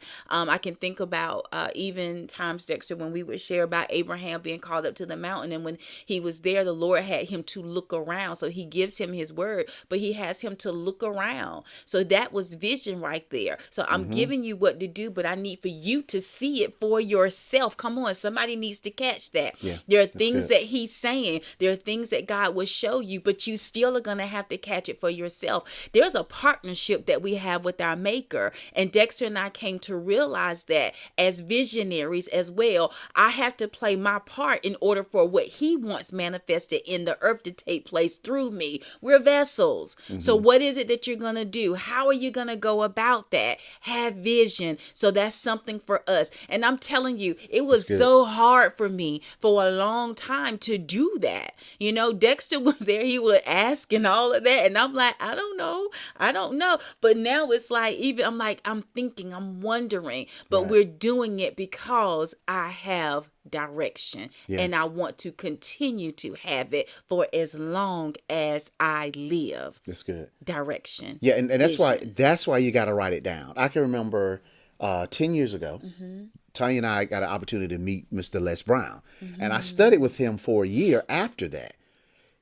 Things manifest because you operate in principles. Come on. I can remember when I decided I want to be a speaker.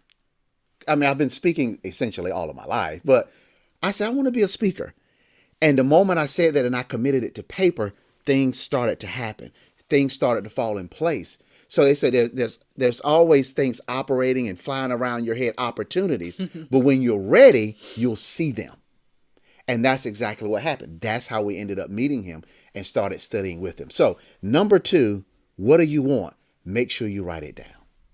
All right. Number 3 is service and significance equals success. So service plus significance equals success. There's a quote that says, service is the rent we pay for the space that we occupy on earth. Who was it? Ali? Muhammad Ali. Muhammad Who are Ali. you serving? Are you serving people? Right? And this can get into the whole conversation of ego. It really does. Right? Are you edging God out by doing exactly what you want to do? Do you only see things from your perspective? Or have you stepped back and you laid your ego down and you said, who can I serve today? That's big. I Yes, love it's hearing really things, big. even things I already know, but I listen, I hear it again, and I just take it in again.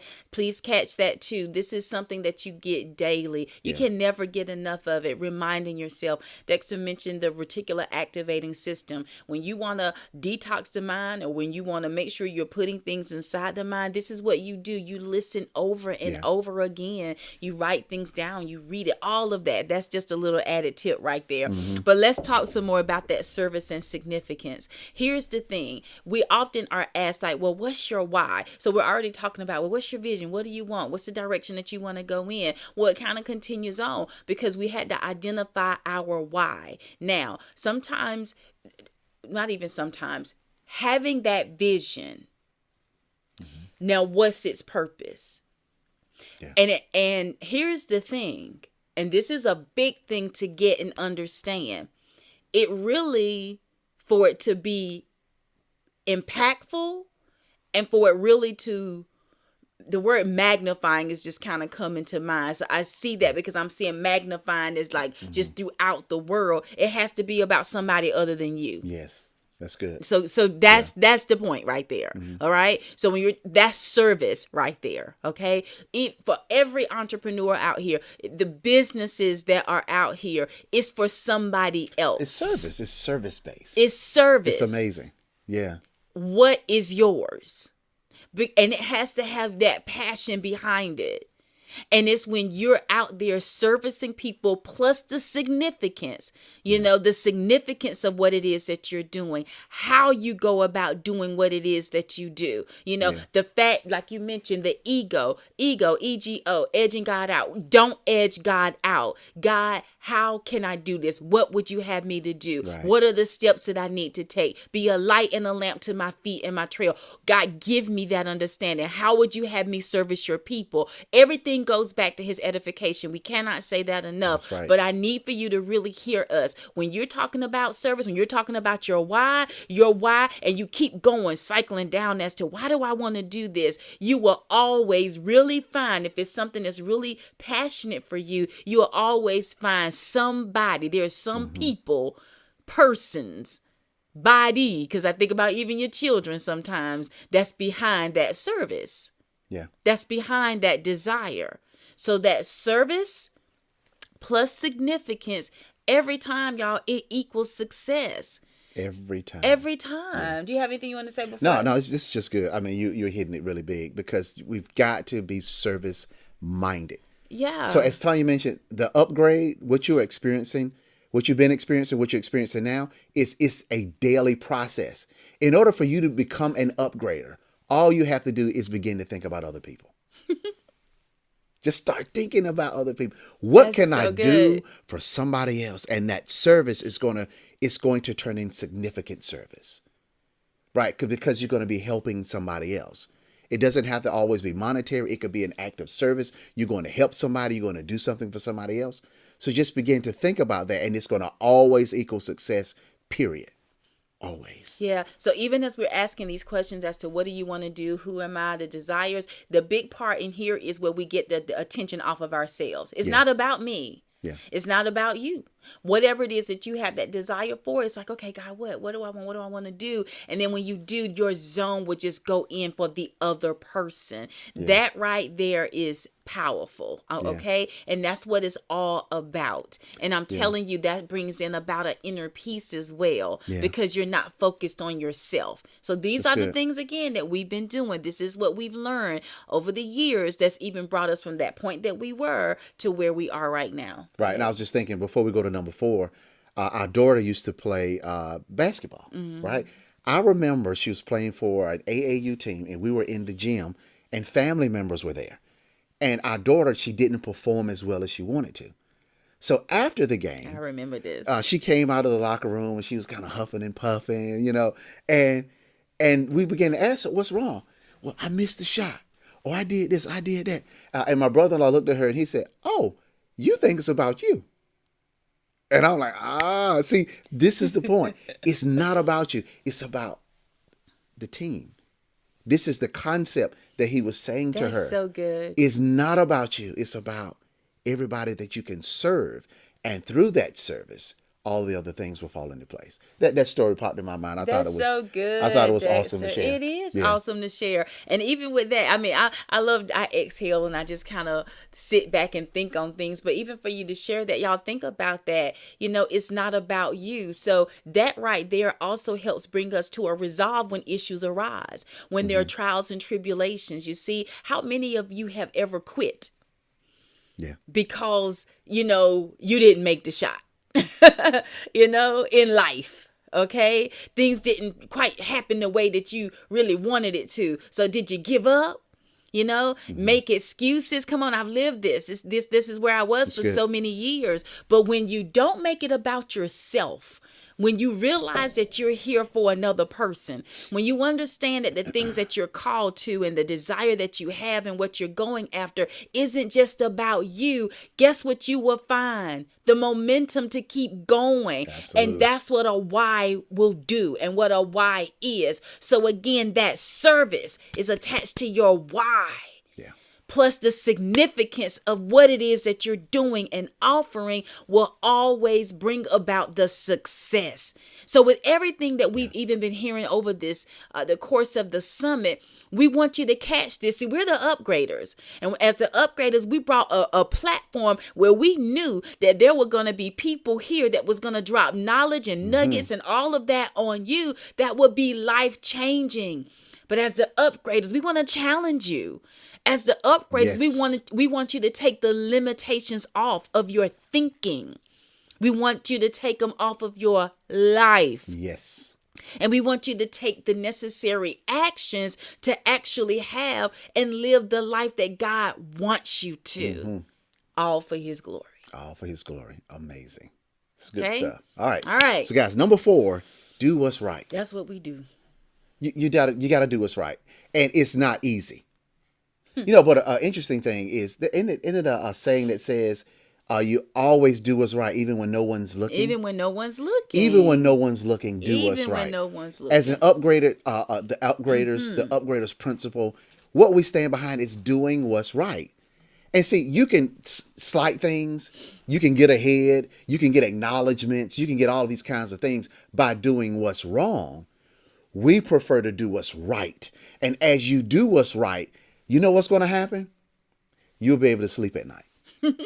You will be amazed at who's not sleeping at night because they don't have peace. And you know what? Because They they're not doing might not what's even right. know why they're not sleeping at Yeah, night. that's right. It's so unfortunate. Yeah. But I know that happens for a lot of people. And here's the thing too, even in doing what's right, it's a part of our life. Everything that you do is a seed sown. So what kind of seeds are you sowing? We are very mindful of the type of seeds that we sow. I'm gonna break it down for you even in this way, because when I tell you that we apply it in every aspect of our life, again, this is a principle that we live by. What do? I talk to Dexter when we're grocery shopping and we have the cart. I don't just leave the cart in the middle. I put it up.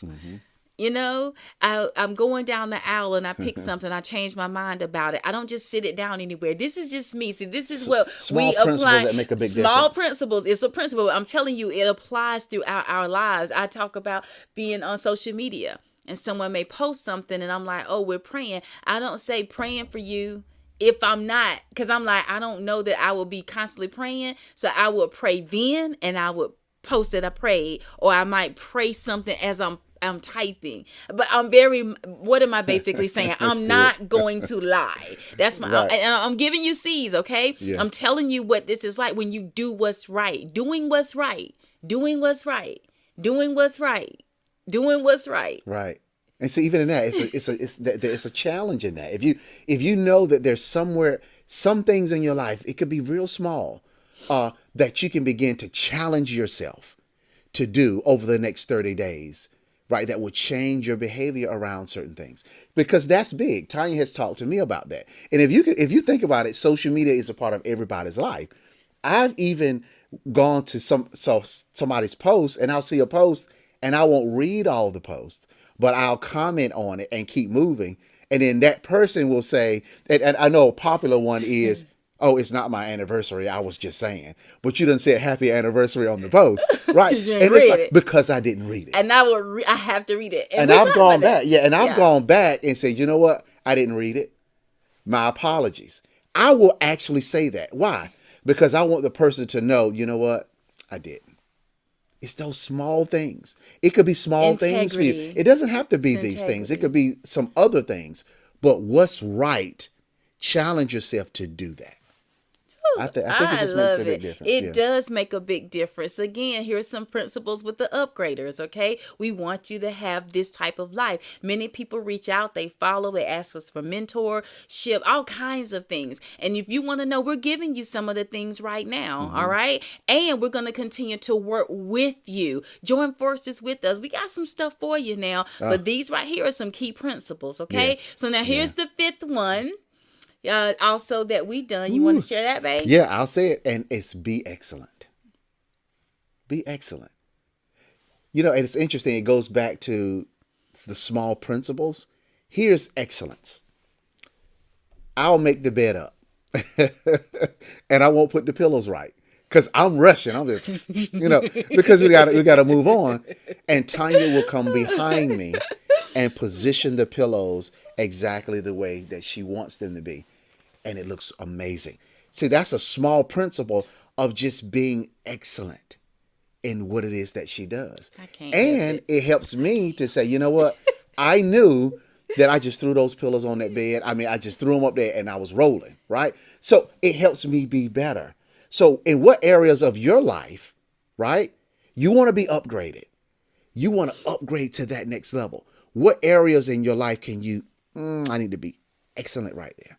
So I need to just make a change, just a shift, just like a GPS and you're going down the road and you make a wrong turn. The GPS says, turn around, and rerouting. Just reroute and turn around and then make a step towards the direction of excellence, right? That's all you got to do. Recognize some of the areas in your life. I love that. Thank you, babe. Yeah. And what I want you to also understand with excellence, it's a matter of time. And I think I've even seen I need to commit it to memory now, but let me do the best I can with it just a bit. But as it related to time, it was like, what good does it, it's basically saying, what good is it to just rush through something and not get it right, only to have to go back and do it again. So it's like, that's a waste of time. You see what I'm saying? Yeah. And so one thing that I would talk about often is, even with that, is take time to do things right the first time. And it may seem like it's taking you a little bit longer, but at least you're getting it right. Time is valuable. We hear that all of the time, right? And it really is. It's valuable. You can't. But the one thing that I've also learned about it is it takes time to actually do what it is that you need to do. It takes time to help people. It takes time to build relationships, right? So there's a sacrifice of something to also make. And so for me, I'm not just going to cancel people out. Like, I ain't got time for all of that. Now, mind you, there's a whole lot in this, okay? Because you have to value your time and not allow it to be wasted, all right? So that is, but then there's some times that we just have to slow down and say what is needed right here. This is excellence, all right? And this is what we operate out of, what we operate in is excellence. We look to do it right the first time. And if anything needs to be changed, if there are mistakes that happen, then hey, you just kind of look, say, what do I need to do? What do I learn from this? What do I need to change? And we make the adjustments as necessary. That's it. But these are some incredible things that we actually live by. Yeah. And I hope it's blessing you too. I want to add to that. Hopefully I'll get this story right. It comes with our reading. We do a lot of reading. There was a story of a man who was a builder, right? He worked for a major company. He built a lot of homes and he was getting ready to retire. I remember this. And the owner of the company said, can you build me one more house? Just one more, right? And the man was just like, oh my goodness, I'm ready to retire. I'm just ready to relax and go home. So he did what his boss asked him to do. Because he was like, do whatever you want, make it top notch. Do whatever you want to do. He Yep. built that house and he cut corners. He was not excellent in his work, right? And he finished the house and he went to his boss and said, hey, I'm done with the house. And his boss turned around and said, congratulations, here is your retirement gift. Here are the keys to the house that you just built. And when I read that story, I was like, oh my God. Whoa. If only he was excellent. There's a quote that says, if I gotta cut something, measure twice, cut once. Measure it twice. Cut once. It's operating excellence. So now this and man, that's time. He took the time Yes. to like Absolutely. you could measure, and it was like, "What you doing? I'm measuring it again." Well, why are you doing that? Time. I'm telling you, excellence and time go Right. together. It's not Yeah. a waste. Go ahead, back. No, it's just think about that. Now this man has to live in a house that was shabbily built by his own hands. And he could have built whatever he wanted. He didn't operate in excellence. Whatever he operate in wants, but come on. Yeah. But that's what we had to learn. So we so hope that you've gotten something out of this, because Absolutely. again, this is a part of our life essentials. Okay, and there's more. But we learn to live by this, and we continue to learn, and we want you to do the same thing. Take the limitations off. I have a saying I would say where I've learned to defy limitations. I say I no longer argue for my limitations. I argue now for my value, and I've learned to defy limitations. That's good, Tanya. We want you to defy limitations. Argue for your value. That goes up to who am I? Who are you? That's what you argue for. When you come to a place of understanding and recognizing who you are, then you walk in a different posture. And it's a confidence. Come on, you heard from the confidence coach. It's a confidence that you have. It's not arrogance. It's a confidence. The thing about being humble means that you're not self-absorbed, right? But you are able to offer yourself to people, and you bring them the best of who you are. And it's a beautiful thing. And that's what being an upgrader is. Are you an upgrader? Are you an upgrader? That's good, Tanya. Are you an upgrader? That's good. Don't you want to live an upgraded life? Don't you want to live a life with meaning? Don't you understand your value?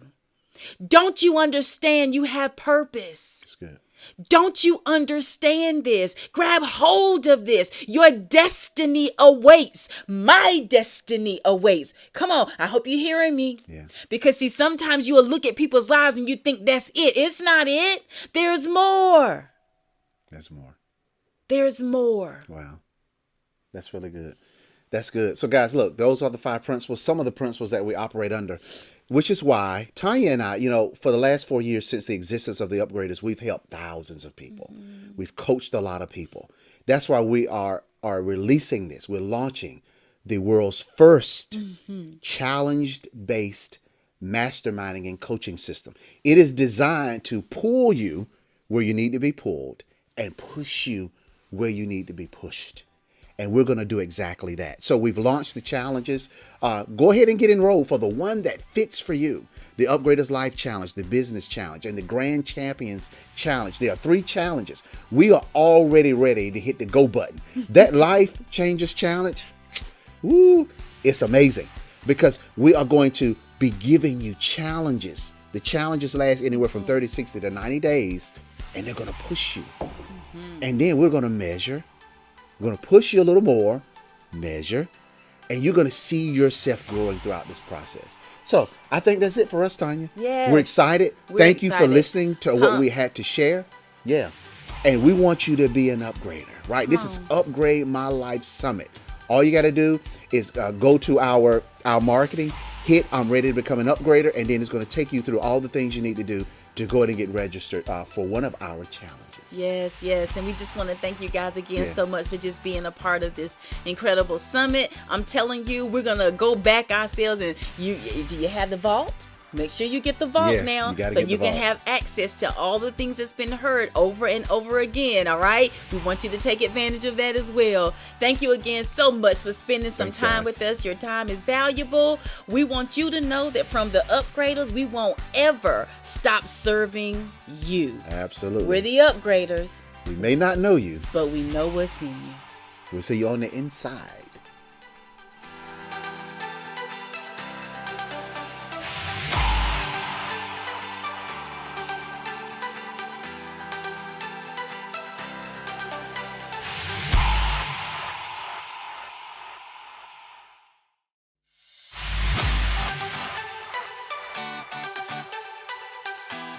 Okay, guys, have you ever heard of challenge-based coaching? Most people haven't, but it's the most effective way for high achievers to excel to the next level. Yes. Now, this is what we do. We challenge high achievers and those who desire to be. And we do this by basically pushing and pulling you, helping you to elevate to the highest and best versions of yourselves. Absolutely. And you know, most of us have been underachieving with mediocre results, but not here. This is your place to be challenged. Now, let me ask you something. If you know that you are more than you've been giving yourself credit for, we need for you to get registered today. Absolutely. You know, most courses, they want us to learn something, but challenges, we want you to do something. We'll see you on the inside.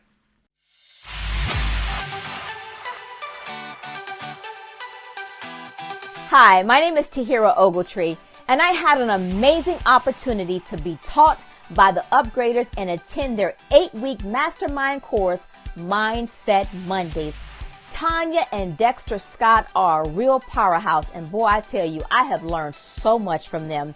One of my takeaways from Mindset Mondays was being open. You see, I used to struggle with getting my point across to people, and I would end up in conversations for long periods of time trying to get my point across, which left me feeling defeated, frustrated, and, you know, sometimes even angry, you know. But when I took Mindset Mondays, it allowed me to understand that when a person is not open to, you know, looking at different perspectives or different angles, then, you know, they're not open to receiving anything that I have to say, or maybe someone else has to say, or a new way of thinking.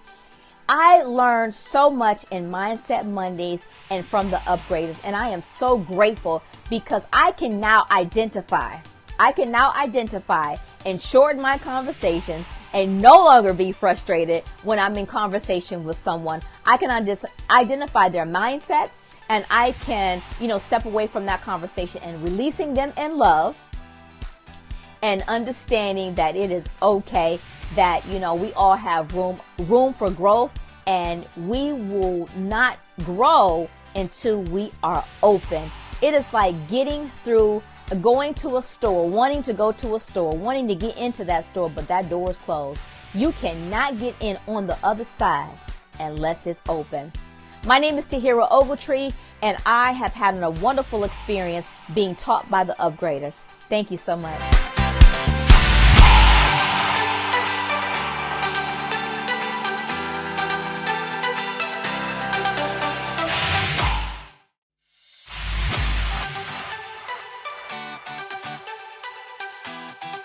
Hey guys, Dexter and Tanya Scott here. Listen, thank you so much.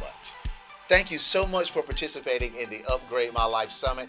It's meant the world to us. We know that you got a lot of information. It's been an impactful 3 days. And you know what? It's just time to take action. We are pumped up. Ooh, time to take action. I love it. It really is. This has been phenomenal. Your presence has made it even better. Thank you for sharing your time with us. That means a lot to us, and we do honor you for that. It does. So listen, it's time to take action, like I said. We have 3 challenges. We have the Upgraders Life Edition Challenge, the Upgraders Business Edition Challenge, and the Grand Champions Challenge.